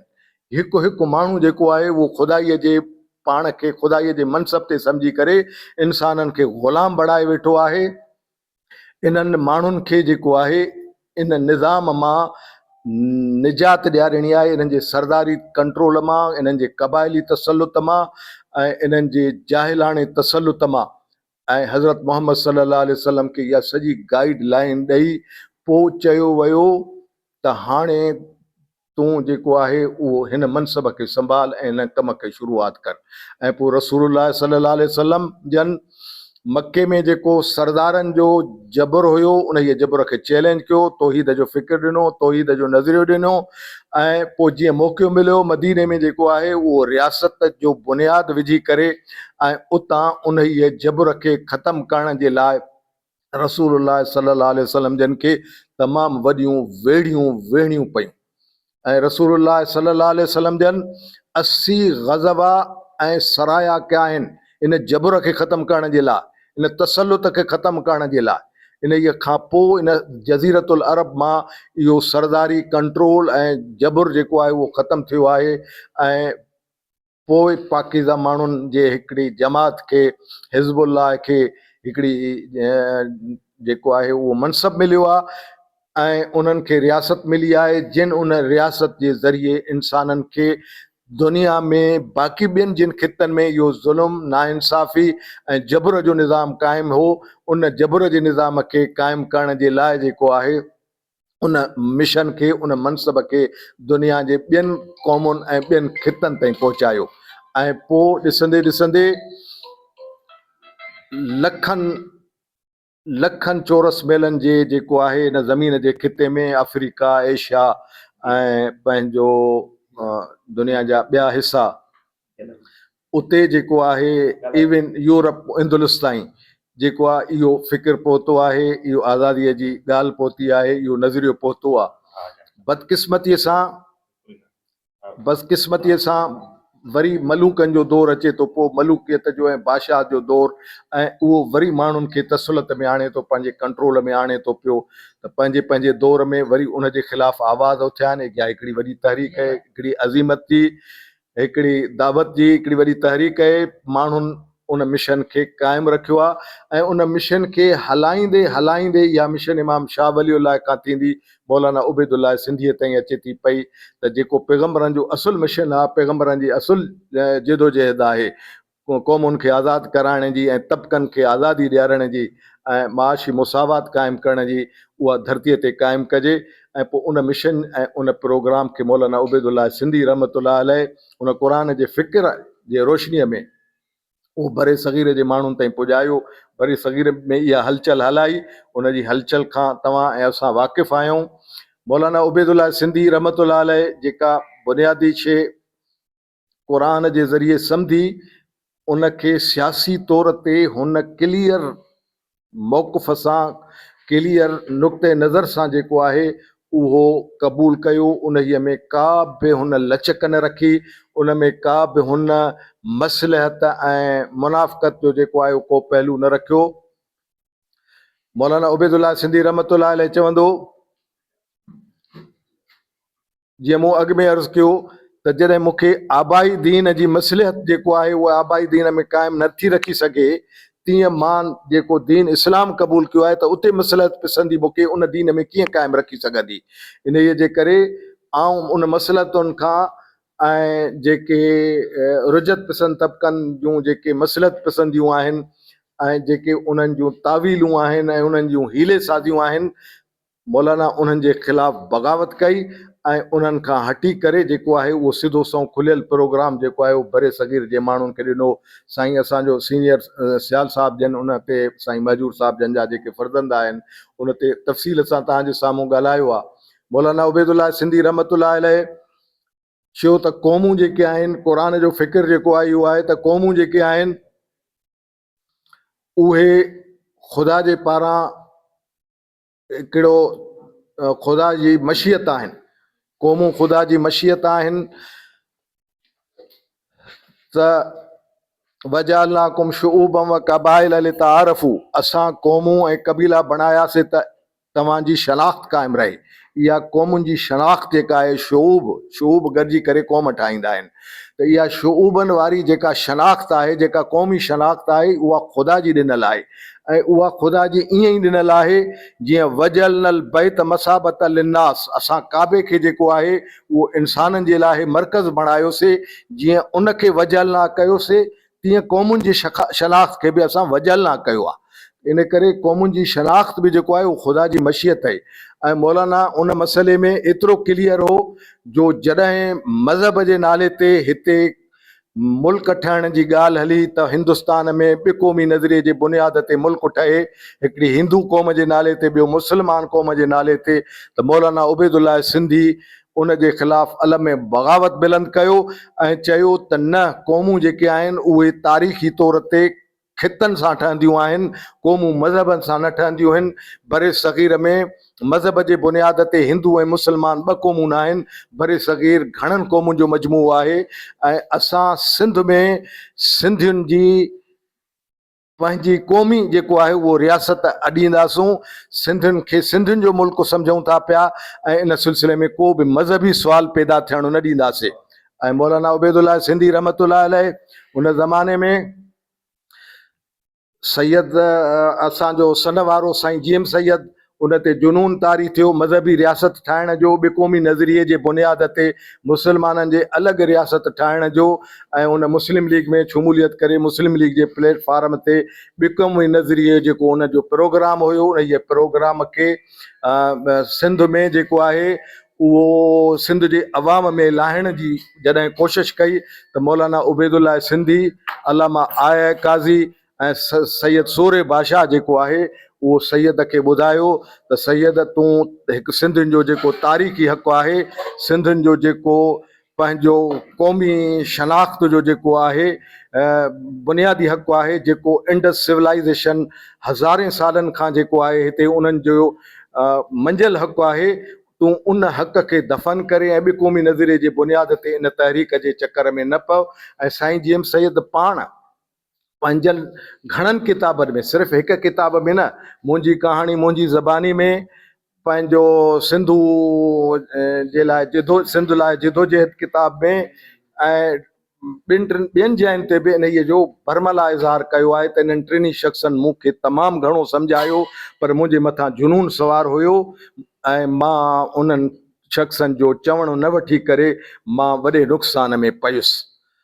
सो इहो जेका शइ बुनियादी तौर ते मौलाना उबैदुल्लाह सिंधी रहमतुल्लाह अलैह हिकिड़ो आलिम दीन थी करे, दीनी फ़िक्र जो आलिम थी करे, क़ुरान जो अलमबरदार थी करे, मज़हबी ममलकत छाकाणि त हुन क़ुरान जे फ़िक्र जे ख़िलाफ़ हुनखे सम्झो ऐं क़ुरान जो सॼो फ़िक्र भरियो पियो आहे। को बि माण्हू पाण छड़ो तर्जुमे सां मुतालियो करे न, अवां ॾिसंदव त हज़रत शुएब जेको आहे पंहिंजे क़ौम खे दावत ॾिनी त उन में लिखियलु आहे त उन्हनि जे भाउ शुएब पंहिंजे क़ौम खे दावत ॾिनी। उहे उन जा क़ौमी भाउ रहा, हुया कुफर ते, हुया शिरक ते, हुया हज़रत शुएब जे फ़िक्र खां अलॻि फ़िक्र ते, पर क़ुरान उनखे चयो त हुन पंहिंजे क़ौमी भाइरनि खे हीअं दावत ॾिनी। हज़रत सालेह पंहिंजे क़ौमी भाइरनि खे हीअ दावत ॾिनी। हज़रत मूसा अलैहिस्सलाम पंहिंजे क़ौमी भाइरनि खे हीअ दावत ॾिनी। क़ुरान में एॾियूं चिटायूं बीठियूं आहिनि त क़ौमुनि जो तशख़ुस, क़ौमुनि जी शनाख़्त जेका आहे उहा पंहिंजे इलाइक़नि सां आहे, पंहिंजे ख़ितनि सां आहे, पंहिंजे तारीख़ी तसलसल सां आहे। जीअं शोबन व क़बाइल तारुफ़ में क़ुरान क्लियर करे ॿुधायो, लिकुल क़ौमिन हाद, असां हर क़ौम ॾांहुं पंहिंजो पंहिंजो हादी मोकिलियोसीं। क़ुरान सभिनी क़ौमुनि जे इन तशख़ुस खे, इन वजूद खे, इन मक़ाम खे मञे करे हर क़ौम ॾांहुं अलॻि अलॻि हादी मोकिलियो। क़ुरान में चयो वियो त असां उन्हनि क़ौमुनि ॾांहुं उन्हनि मंझां उन्हनि जो भाउ, उन्हनि जे ॿोलीअ वारो नबी करे मोकिलियोसीं। उन्हनि जो भाउ, उन्हनि जे ॿोलीअ वारो। त क़ुरान क़ौमी तौर ते नबियनि खे उन्हनि गुमराह ऐं काफ़िर माण्हुनि जो बि भाउ लिखियो आहे, भाउ ॻणायो आहे। त इहो जेको शनाख़्त आहे उहा क़ुरान जी एॾी मुसलिम आहे ऐं इन जी मुसलिम शनाख़्त खे मौलाना उबैदुल्लाह सिंधीअ इन जो दिफ़ा कयो आहे। मौलाना उबैदुल्लाह सिंधीअ सां गॾु जमियत उलमा हिंद जा जेके हिंदुस्तान में बुज़ुर्ग हुआ उहे सभु हुन दिफ़ा में हुन सां गॾु शरीक हुया। मौलाना हुसैन अहमद मदनी जेको आहे उहो सिधो सौ प्रोग्राम ॾिनो पंहिंजे देवबंदी मकतब फ़िक्र खे त क़ौम ओतान से बनती हैं, क़ौम वतन सां बणबी आहे, क़ौम मज़हब सां न बणबी आहे। ऐं उन्हनि इन जे करे हुननि मज़हबी तौर ते ॿिनि रियासतुनि जे तक़सीम खे, फार्मूले खे क़बूल न कयो ऐं हुननि इंडियन नेशनल कांग्रेस सां गॾिजी करे हिंदुस्तान जे क़ौमुनि जे लाइ घण क़ौमी हिंदुस्तान जी जेको आहे उहा तजवीज़ जी हिमायत कई। ऐं इहो घण क़ौमी हिंदुस्तान जी तजवीज़ मौलाना उबैदुल्लाह सिंधी रहमतुल्लाह अलैह त बाक़ाइदे हिकु मंशूर जे सूरत में 1922 में जेको सरोर राजा पार्टीअ जो मंशूर हो, जेको तुर्कीअ मां जारी कयो त हिंदुस्तान खे सोवियत यूनियन वांगुरु घणनि क़ौमुनि जी यूनियन ठाहे करे ऐं हिंदुस्तान खे जेको आहे उहो हिकिड़ी वॾी ममलकत यूनियन जे शक्ल में जेको आहे वजूद में आंदी वञे। ऐं न सिर्फ़ु हेसि ताईं, पर मौलाना उबैदुल्लाह सिंधी इहा बि तजवीज़ ॾिनी त जेके एशिया में जेके बि ताक़तूं आहिनि उहे गॾिजी एशियाटिक फेडरेशन ठाहिनि ऐं उहे सोशलिस्ट फ़िक्र ते एशियाटिक फेडरेशन ठाहिनि त जीअं मग़रबी साम्राज जेको हिकु सदीअ खां वठी करे दुनिया जे क़ौमुनि खे नोआबादिया जे ज़रिए ग़ुलाम बणाए वेठो आहे, इहो ईंदड़ दौरनि में बि इंसाननि खे, क़ौमुनि खे ग़ुलाम बणाए रखंदो। उन जी ताक़त ऐं तसलुत खे टोड़ियो, उन जो ताक़त ऐं तसलुत तॾहिं टुरंदो जॾहिं तबक़ाती फ़िक्र ते, सोशलिज़म जे फ़िक्र ते एशियाटिक फेडरेशन ठाहियो ऐं उन एशिया में उन एशियाटिक फेडरेशन एशिया जे सभिनी क़ौमुनि खे शामिलु कयो, रूस खे बि शामिलु कयो, चीन खे बि शामिलु कयो ऐं हिंदुस्तान खे बि शामिलु कयो। इहे वॾियूं ताक़तूं, वॾा ख़िता, वॾी जाग्राफियाई पखेड़ वारा ख़िता, इंसाननि जी जेका अफ़रादी तमामु वॾी अफ़रादी कुवत उहा बि एशिया में आहे, कुदरती वसीला बि एशिया में आहिनि ऐं वॾा वॾा जाग्राफियाई ख़िता बि जेके आहिनि उहे एशिया में आहिनि। एशिया दुनिया जो वॾो पावर बणिजी सघे थो पियो, एशिया दुनिया जी वॾी ताक़त बणिजी सघे थी ऐं उनखे एशिया खे एशियाटिक फेडरेशन ठाहे सोशलिस्ट फ़िक्र ते इन फ़िक्र खे मज़बूत कयो त दुनिया जी ॿियूं क़ौमूं जे लाइ बि इहो आज़ादियुनि जो जेको आहे उहो ज़रियो बणिजे। न त अकेलो रूस जेको आहे इहो कमु करे कोन सघंदो ऐं मौलाना जंहिं ख़दशे खां आगाह कयो एशियाटिक फेडरेशन जे तजवीज़ जे ज़रिए, ईअं ई थियो त अकेलो रूस जेको आहे उहो आलमी साम्राज्य जे साम्हूं, आलमी साम्राज्य जे जेके ट्रिक साज़ियूं आहिनि, जेके उन्हनि जूं हिकमत अमलियूं आहिनि, जेके उन्हनि जो साम्राज्यत जो जेको टहकाव आहे ऐं तसल्लुत आहे, उनखे दुनिया में मज़बूत करे रूस खे जेको आहे उहो रूस जे सोवियत यूनियन खे टुटण ते जेको आहे उहो मजबूर कयो। ऐं बदकिस्मती जेका आहे उहा इहा थी त रूस जे टुटी वञण खां पोइ जेके दुनिया में जे क़ौमुनि में वॾियूं वॾियूं क़ौमी तहरीकूं आज़ादीअ जूं हली रहियूं ऐं तबक़ाती फ़िक्र जे बुनियाद ते जेके तहरीकूं हली रहियूं, उन्हनि में जेका उत्साहियत हुई, उन्हनि में जेको जज़्बो हो ऐं जेको वलवलो हो क़ौमी आज़ादियुनि जो ऐं तबक़ाती आज़ादियुनि जो, उन्हीअ में जेको आहे उहो विथी पइजी वई ऐं मग़रिबी साम्राज्य खे, अमरीकी साम्राज्य खे दुनिया जी क़ौमुनि ते पंहिंजो तसल्लुत क़ाइमु करण जी शइ मिली वई ऐं मौक़ो मिली वियो। ऐं अवां ॾिठो त पोइ उन शइ ऐं उन मौक़े ते यूनी पावर साम्राज्य, यूनी पावर सुपर पावर जेको दुनिया जे क़ौमुनि सां जेको हशर कयो आहे ऐं दुनिया जे ख़ितनि में जेको हशर कयो आहे, दुनिया जा केतिरा मुल्क आहिनि जिते हुन जूं बम्बारियूं थियूं आहिनि, जिते हुन जो असलह किरियो आहे, जिते हुन जो जेको आहे उहो तबाहियूं आंदियूं आहिनि, फ़ौज कशियूं कयूं आहिनि। दुनिया जो को ख़ितो उन खां ख़ाली कोन्हे।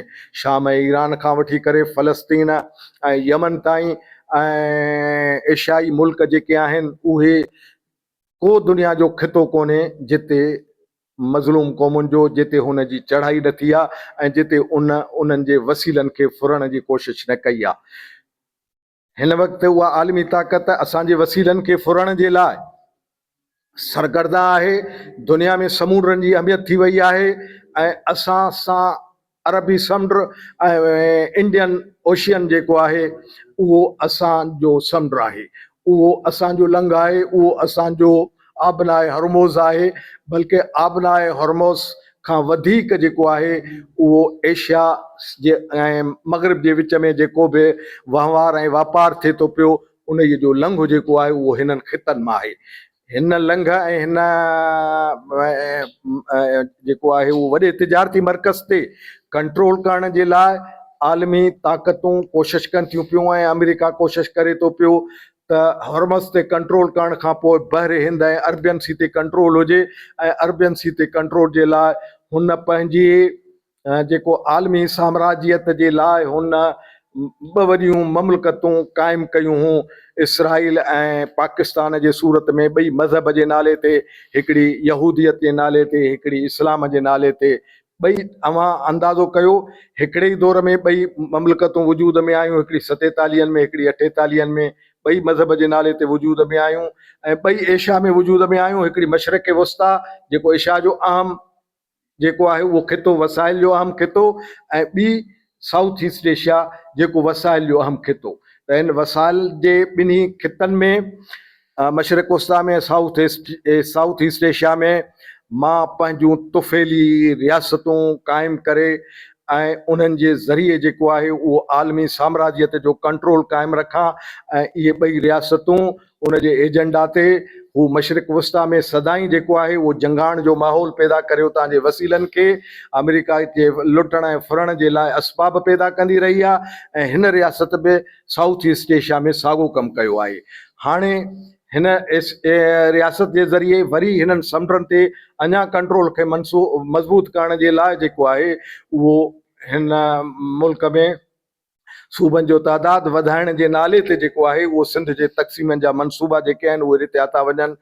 ऐं उन जे पुठियां आलमी ताक़तुनि जो, आलमी साम्राज्य अमेरिका जो जेको आहे उहो समुंडनि ते कंट्रोल हासिलु करण जो जेको आहे उहो प्रोग्राम आहे। ऐं जेकॾहिं आलमी समुंडनि ते इहो कंट्रोल उन जो क़ाइमु थी थो वञे पियो ऐं सिंध जेको आहे उहा तक़सीम थिए थी पई, त पोइ सिंध जे लाइ वॾो अलमियो पैदा थींदो। ऐं पोइ नारायण श्याम जेको चयो हो त अला ईअं मां हो त किताबनि में लिखिजे हुई सिंध ऐं सिंध वारनि जी ॿोली। सो ख़ुदा करे ईअं अहिड़ो ॾींहुं कॾहिं सिंध में न अचे ऐं इहो तॾहिं न ईंदो जॾहिं सिंध जा माण्हू जाॻंदा।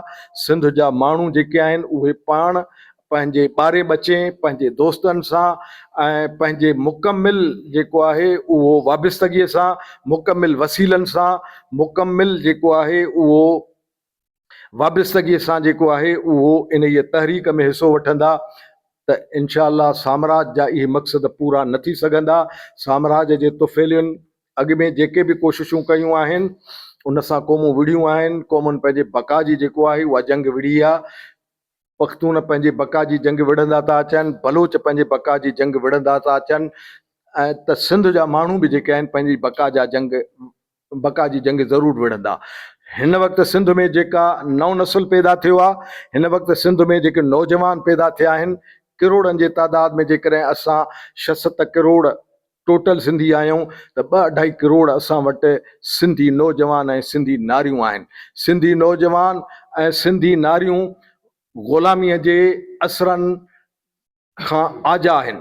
उहे जंहिं दौर में पैदा थिया आहिनि ऐं उन्हनि जंहिं दौर में शऊर हासिलु कयो आहे उहे बिल्कुलु क्लियर आहिनि ऐं ग़ुलामीअ जे ख़िलाफ़ु उन्हनि जो बाग़ी ज़हन जेको आहे उहो उन्हनि खे यकीननि जेको आहे वॾो किरदारु अदा कराईंदो।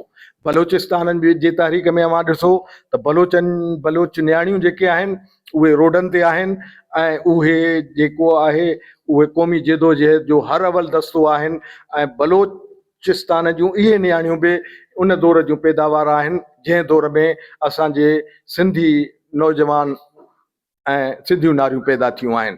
इन जे करे असांखे उमेदु आहे त सिंध जा नौजवान ऐं सिंध जूं नारियूं इहो पंहिंजो तारीख़ी किरदारु हिते बि अदा कंदियूं ऐं सिंध हाणे उहा न रहंदी जेका पुराणनि सदी ॾेढ खां वठी करे ग़ुलामीअ जे शकनि खे जंहिंमें फासाए ऐं हिते सिंध सां जेके नाइंसाफ़ियूं ज़्यादतियूं थियूं आहिनि इन्हनि नाइंसाफ़ियुनि ऐं ज़्यादतियुनि जो आख़िरकार अंत थींदो ऐं हिकिड़ी वॾी वेड़ खां पोइ ऐं उन ई वॾी वेड़ जे लाइ सिंध तयारी थी करे। मौलाना उबैदुल्लाह सिंधी जा पोइ लॻ उन इहे मौलाना उबैदुल्लाह सिंधीअ जे फ़िक्र जे हेठि मौलाना उबैदुल्लाह सिंधीअ जी जेको आहे उहो बरे सग़ीर जे सभिनी क़ौमुनि जी आज़ादी ऐं मौलाना उबैदुल्लाह सिंधीअ जे एशियाटिक फेडरेशन जे हेठि एशिया जे सभिनी क़ौमुनि जी आज़ादी ऐं तरक़ीअ जे लाइ जेको उनजो ख़्वाबु हो उनजो ख़्वाबु साबिया करण जे लाइ इन जे तहरीक में असां सभिनी खे भरपूर किरदारु अदा करणो पवंदो ऐं उन में असां जेको बि क़ौमी कमु थिए थो पियो, जेके बि सिंधियुनि जूं क़ौमी पार्टियूं गॾियल कमु कनि थियूं पियूं उन इहे जो हिसो बणिजऊं ऐं इन इहे मुज़ाहिमती तहरीक में हर अवल दस्ते जो किरदारु अदा कयूं। इहो असांजे मथां वक़्त जो क़ौमी वॾो फ़र्ज़ु आहे। महिरबानी ऐं साईं फ़हीम नुनारी साहब खे अर्ज़ु कंदासीं। हा, मोह जी तो सां जंग आ भली त पेर परे कर ही धरती मुंहिंजो नंगा। साईं नूर अहमद त हलियो वियो। मौलाना उबैदुल्लाह सिंधी जेको जंहिं नमूने सां उनखे ही मौजूदा दौर जा शाइर इंटरप्रेट कनि था कुझु दोस्तनि हिते बि कयो ईअं मां उनखे ईअं नथो ॾिसां छो त मां बि हुनखे पढ़ियो आहे ऐं जेके बि जा माण्हू आहिनि हुनजे ॻोठ जा ऐं पीर झंडे में साईं इबाद प्रोफेसर राशिदी साहब जेको वालिद हूंदो उहो उनजो शागिर्दु हूंदो ऐं उन सां गॾु उन तर जा जेके शागिर्द आहे मां उन्हनि सां मिली करे रिसर्च बेस्ड माना इहो उनजी अमली ज़िंदगी जूं जेके 2-3 ॻाल्हियूं तव्हां सां करियां थो। हिकु त हू इंतिहाई सादो हिकिड़ी पोशाक पाईंदो ऐं जिथे वेंदो का मेरी सेरी थींदी त उतां वरी हुनखे ॿी पोशाक मिलंदी उहा पाईंदो। ॿियो अमली तौर ते हू सोशलिस्ट अमली तौर ते हो यानी कॾहिं बि पंहिंजे हड़ में रुपयो न रखंदो हो ऐं जेकॾहिं कंहिं माण्हू 500,000 हुनजे खीसे में विधा ऐं जंहिं घुर कई त उहे उन दौर जा हिन जा जेके वेझा माण्हू आहे ईअं कढी ॾेई छॾींदो इहो न ॾिसंदो हो त वरी मूंखे टिकेट वठणी आहे मूंखे मानी खाइणी आहे न हुनजो बिलीव ऐं इन प्रैक्टिस हुन वटि का प्रॉपर्टी का दौलत न हुई He was the real socialist with the spirit and soul. Not theoretically but practically हुयो. ॿी ॻाल्हि जेको हुन जो वतन सां हुब हुई, सिंध खे हू वतन सम्झे पियो ऐं सिंधियत हुन जे खून में, हुन जे रूह में, हुन जी रग में हुई. उहा कीअं? मिसाल तरह वलीउल्लाह राशिदी चए पियो, चई त हू चवंदो हो वेठे वेठे आइडियाज़ जा भंडार, जीअं हाणे साईं जिम से हिकिड़ो आबशार वहंदो, अहिड़े नमूने सां ज़ुल्फ़काली भुटे सां तव्हां मुतफ़िक़ न थियो, हुन वटि आइडियाज़ जो भंडार हो. रसूल अली वटि आइडियाज़ जो भंडार हो. इहे आइडियाज़ जा भंडार हूंदा. हीअ भंडार वेठे वेठे चई ॻाल्हि कंदो हो, आज़ाद सिंध उहा हूंदी जंहिंजो प्राइम मिनिस्टर फलाणो हूंदो, प्रेसिडेंट फलाणो हूंदो, उनजो गादी जो हंधि तख़्त किथे हूंदो, चई पीर झंडो हूंदो, उनजी ॿोली सिंधी हूंदी क़ौमी, ऐं उनजा नुमाइंदा कहिड़ा हूंदा. त सिंध बाबति, सिंध वतन बाबति हुनजो चिटो किरदार हो बिल्कुलु. ॿियो इंटरनेशनलिज़म ते दोस्त ॻाल्हाइनि था हुनजी ते. इंटरनेशनलिज़म हुनखे कीअं सम्झ में आई? हू जॾहिं पीर बरचुंडी में पढ़ियो, चवनि था उते बि की रिसाला वग़ैरह मिलंदो. वरी हिते जॾहिं आयो, मां पीर हिन खां राशिदी खां पुछा कयो, जेको मुंहिंजो शागिर्द हो, ऐं 7 ॿिया शागिर्द बि घुराया हिते. असां हुन सां रातियुनि जूं रातियूं कचरियूं, ॾींहं कोन, अञा हयात आहे पीर इबादुल्लाह राशिदी. मां हुन खां पुछा चई त हुन वटि उर्दू, सिंधी, अंग्रेज़ी जा मैगज़ीन, अंग्रेज़ी जा हेराल्ड जहिड़ो वरी ॿियनि खां पढ़ाए पुछंदो. त इहे पुराणे दौर में माना हुन जो विजन आलमगीर हो. पोइ वरी काबुल वियो, रशिया वियो, ऐं तुर्की वियो, सऊदी वियो. त जॾहिं वियो आख़िरी दौर हमीद जो ख़तमु थियो, जॾहिं सुल्तान हूंदो, अतातुर्क जो दौर हूंदो. अतातुर्क जे दौर में बास्फोरस तक़रीबन पटी आहे साईं 64 माइल जी, इन ऐं वाहिद जेको मुल्क आहे, बल्कि शहर आहे इस्तंबुल, जिथां 4 समुंड हिकु शहर अंदरि हलंदा आहिनि. मरमरा, ब्लैक सी, अटलांटिक ऐं चौथो समुंड मूंखे नालो विसरे थो वञे, जाग्राफी जो तव्हां दुरुस्त कजो मूंखे. इहे वहनि था, ऐं हिकिड़ो ई शहर आहे इस्तंबुल, जिते हिक ई वक़्तु तव्हां ॿेड़ी ते बि चढ़ंदा हुए, जहाज़ ते बि चढ़ंदा हुए, पाणी वारे ते, बस में बि चढ़ंदा हुए, रेल ते बि चढ़ंदा हुए, विच में समुंड आहे, हेॾां खां होॾे वेंदा हुआ. असां सुबुह जो एशिया में वेंदासीं, नेरनि कंदासीं त उते न. त उहो 64 किलोमीटर जेकी पटी हुई, उहा महल में अची खुलंदी, ऐं महल वॾो आहे. मां महल तक़रीबन पेरिस जा, लंडन जा, यूरोप जा सभु ॾिठा आहिनि, अमेरिके. त अहिड़ो किलो जेको हिननि जो आहे तर्कनि जो, अहिड़ो किलो मां ॾिठो. ॿिया किला मां तक़रीबन मोर देन 100 मां किला ॾिठा. त उन में दिफ़ाई निज़ामनि जो कीअं हूंदो, अंदरि अयाशी वारो वॾो कीअं हूंदो. त पोइ अयाशी जे करे उन बास्फोरस में माना जेके हुरूं हिननि जूं रहंदियूं आख़िरी छेड़े ते अनातोलिया वारे ते, उते मौसम सुठी, हिते गरम थींदी, उते वेंदा 64 महल, 65 महल, 75 महल. हुननि खे चवनि तव्हां सादा हो तुर्क, तव्हांखे ख़बर ई कोन्हे, तव्हां चओ था पैसो कोन्हे. पैसो तव्हां कमाए सघो. हुते तव्हांजी बॉर्डर इटली सां, फ्रांस सां, हेॾां पंहिंजो रशियन सां मिले थी. तव्हां बास्फोरस खोले छॾियो न, तव्हांजा मुजरात राति जो थियनि था न. जेकी अयाशी तव्हांजी आहे राति जो आहे, ॾींहं जो खोले छॾियो. पोइ सभु जहाज़ ऐं ॿेड़ा जॾहिं बीठा, त ही सिका मेड़े न सघंदा, लोहनि आंधारनि सां मक़सदु आहे छिकींदा. पैसो एतिरो अची वियो कमाल अतातुर्क जे दौर में. यानी इक़्तिसादियात जो बि माहिर हो, सियासियात जो, आलमगीरी ऐं मुल्की वतन दोस्ती वारी सियासत, ऐं इक़्तिसादियात जो. इहे 4 जेके ख़ूबियूं हुयूं. हाणे वतन दोस्ती कीअं, कहिड़ी वतन दोस्ती? अब्दुर्रहमान बि ॻाल्हि थो करे, नूर अहमद बि चए थो, सारंग बि चए थो.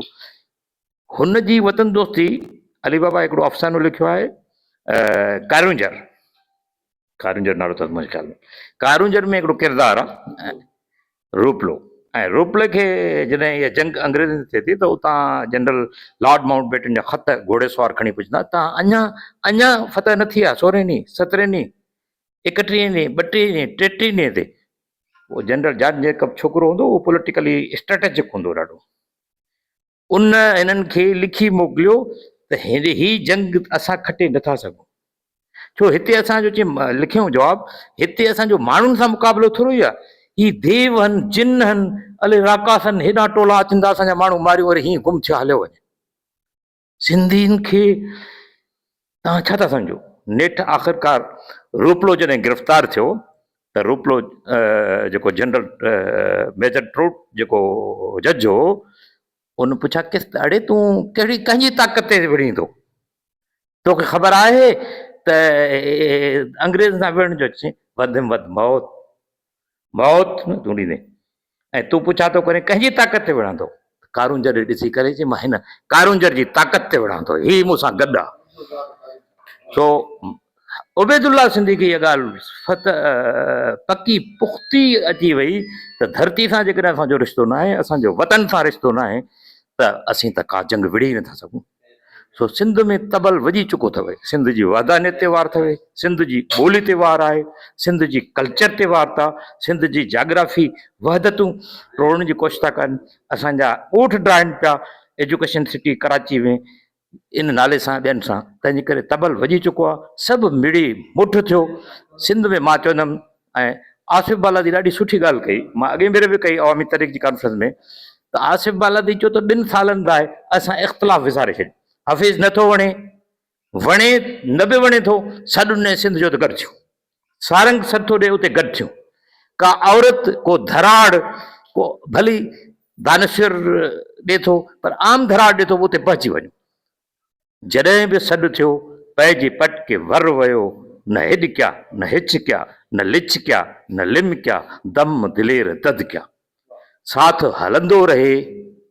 पर चए ॾिसो आख़िरी हिकिड़ी लाइन पढ़ी आउं वियां पियो त शाइर, नावल निगार, अफ़साना निगार कमाल ॼाऊं। अफ़साना निगार ऐं शाइर जो कमु छा हूंदो आहे कहाणीकार जो, 3 सिटनि में सॼो फ़लसफ़ो बयानु करे। हूअ ॾाकिण तां लथी मुर्की ऐं खिली अफ़सानो लिखंदा आहिनि, पूरो असांजा अफ़साना निगार नॉवलनि ते लिखंदा आहिनि। ऐं शाइर आज़ादी कीअं थो बयानु करे, ऐं काश इहो तूं ॼाणी हा त आज़ाद हवा छा थींदी आहे। अब्दुल करीम गदाई छा थो चए तव्हांखे त हिन साथ खे न छिनो, गॾु हुजो, साथ हलंदो रहे, लाट ॿरंदी रहे, जेसीं असीनो ऐं सीने में दम, चइबो रहबो जिए सिंध जिए सिंध। महिरबानी। आयो इलाही देरि आहे, पर शायदि हूंदो को मसइलो, साईं चवंदासीं त शाइरी पंहिंजी पेश करे, पोइ साईं डॉक्टर अब्दुल हफ़ीज़ कुरैशी साहब ॻाल्हाईंदो, पोइ पंहिंजी पुॼाणी।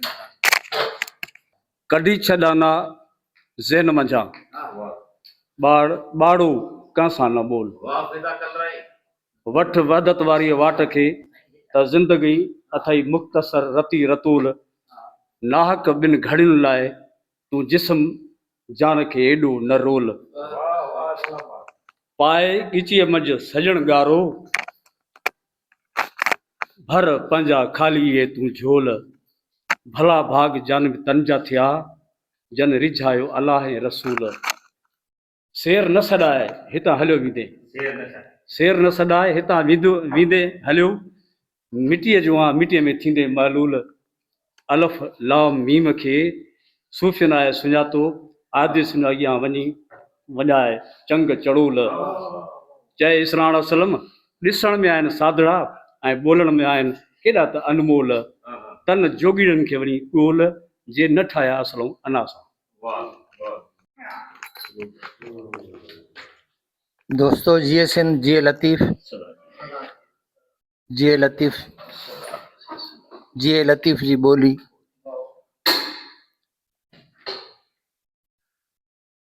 भला भोए न विसरन,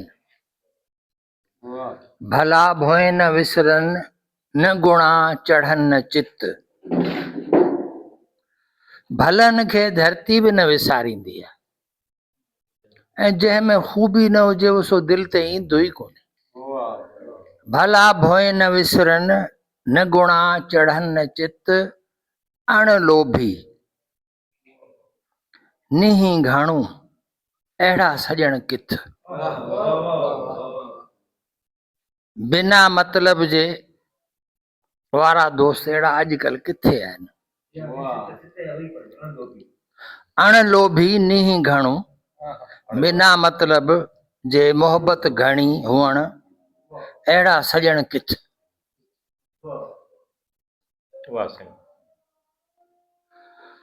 आऊं जॾहिं बि रहीम यार ख़ान हेॾा वञण थींदो आहे त मौलाना उबैदुल्ला जे ॾोहिटाइण में आउं वेंदो आहियां।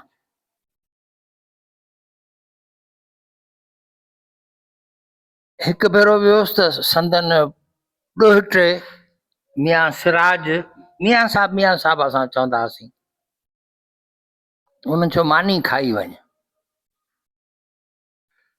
नमूनो ईअं हो त पहिरीं पंजाबी पियो ॻाल्हाए, पोइ सिराइकी ॻाल्हाइणी शुरू कई, पोइ वरी सिंधी ॻाल्हाइणी शुरू कई। जेसिताईं पोइ मूं चयो हिननि सां माण्हू मिलनि नथा, सिंधी माण्हू हिननि सां राब्ते में न आहे।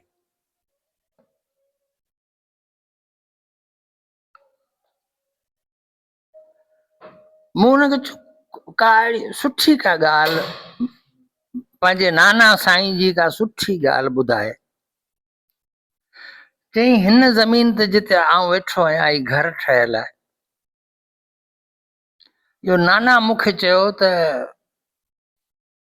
किथे ज़मीन वमीन हथु कर, पोखी राई लाॻा ज़मीन हथु कर।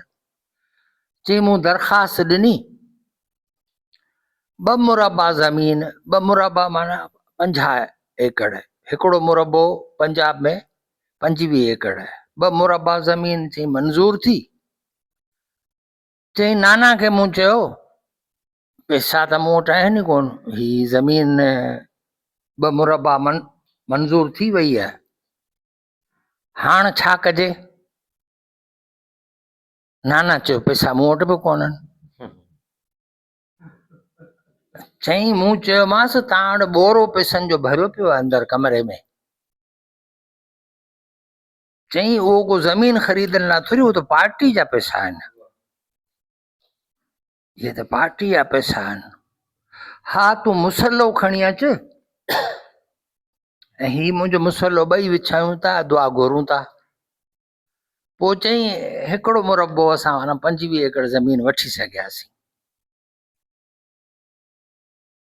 अॼु जा माण्हू हिंदुस्तान में ॿुधो आहे त मंदरनि जा पैसा खाई विया, हिते दरगाहनि जा पैसा खायो वञनि, यतीमनि जा लावारसनि जा पैसा खायो वञनि, रोडनि रस्तनि जा पैसा खायो वञनि।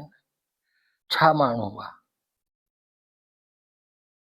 हू छा माण्हू हुआ? कतई तौर ते मूं जेतिरी स्टडी कई त हू कंहिं इस्लामी निज़ाम आणण जो क़ाइल ई कोन।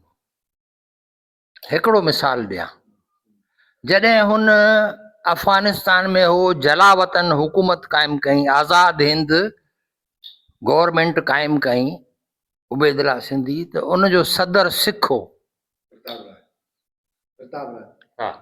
ऐं ॿिया जेके मेंबर हुआ उनजा उहो हिंदू या ॿियनि मज़हबनि जा माण्हू हुआ। त इहो सिधो सो सेकुलर हो, सेकुलर बि तमामु वॾो सेकुलर माण्हू। मूं हिकिड़ी उन पढ़णी पई त मूं वटि आहे, हिन में बि आहे, मोबाइल में बि आहे, पर आउं पंहिंजनि लफ़्ज़नि में बयानु कंदुसि। हुनजो मुसलमाननि जी तबाही जो सबबु जेको आहे, मुसलमाननि जी तबाही जो सबबु जेको आहे मज़हब खां परे हुअण न आहे, मज़हब खां दूरी न आहे, उनमें इख़लाक़ी गिरावट, बेईमानी, बददियानती, करप्शन, जेका अॼुकल्ह ते अचे इहा महा करप्शन। कंहिं ज़माने में आउं लाहौर वियो हुउसि, हुते पोइ ॿारनि जो का रिसाला विसाला निकिरंदा, हुते किश्वर नाहिद वहंदी हुई, त ह्यूमन राइट्स जो जलसो हो, आसमा हयात हुई तॾहिं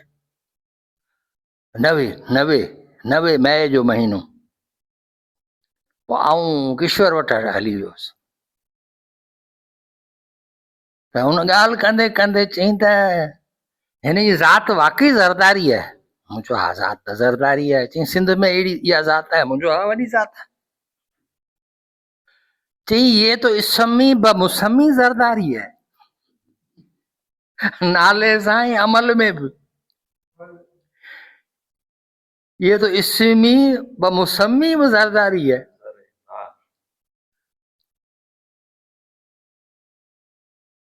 त असां अहिड़नि माण्हुनि में अची फाथा आहियूं जो लॻे थो त रत जो दरिया उकरी करे पहुचंदासूं,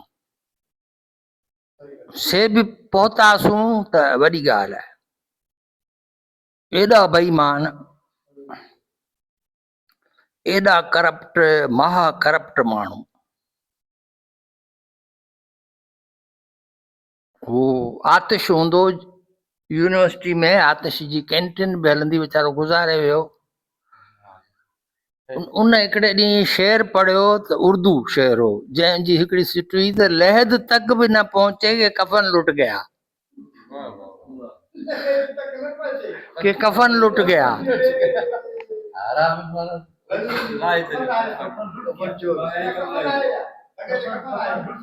हाँ, गद्दाई 52 या 53 में शेर चया, ये 64, आज़ादी आंदा सनेहा सूरन जा, बुखन बीमारिन कया मारवड़ा मांदा।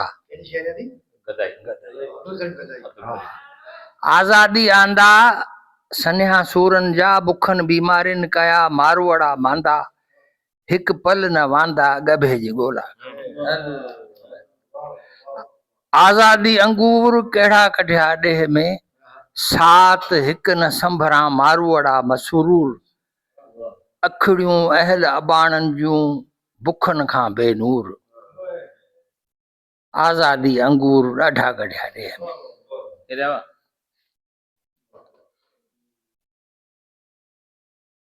सो मां चयो हिकिड़ो जोक बि ॿुधाए छॾियां। ॿ डुकर जा मारियल थरी पाण में गॾु थिया। मुसीबत जे मारियल माण्हुनि में इतिहाद घणो हूंदो आहे। ॿिन्ही पाण में चयो त अलाह खां दुआ घुरूं। हिकिड़े चयो पहिरीं तूं घुर पोइ आउं थो घुरां। हुन चयो अलाह साईं, हिकिड़े दुआ घुरी त अलाह साईं मुर्ट जी मानी ऐं लुलरनि जो बोड़ ॾे। मुर्ट जी मानी, मुर्ट जी मानी ऐं लुलरनि जो बोड़ ॾे। दुआ घुरी करे चई हाणे तूं दुआ घुर। चई आउं धूड़ घुरां।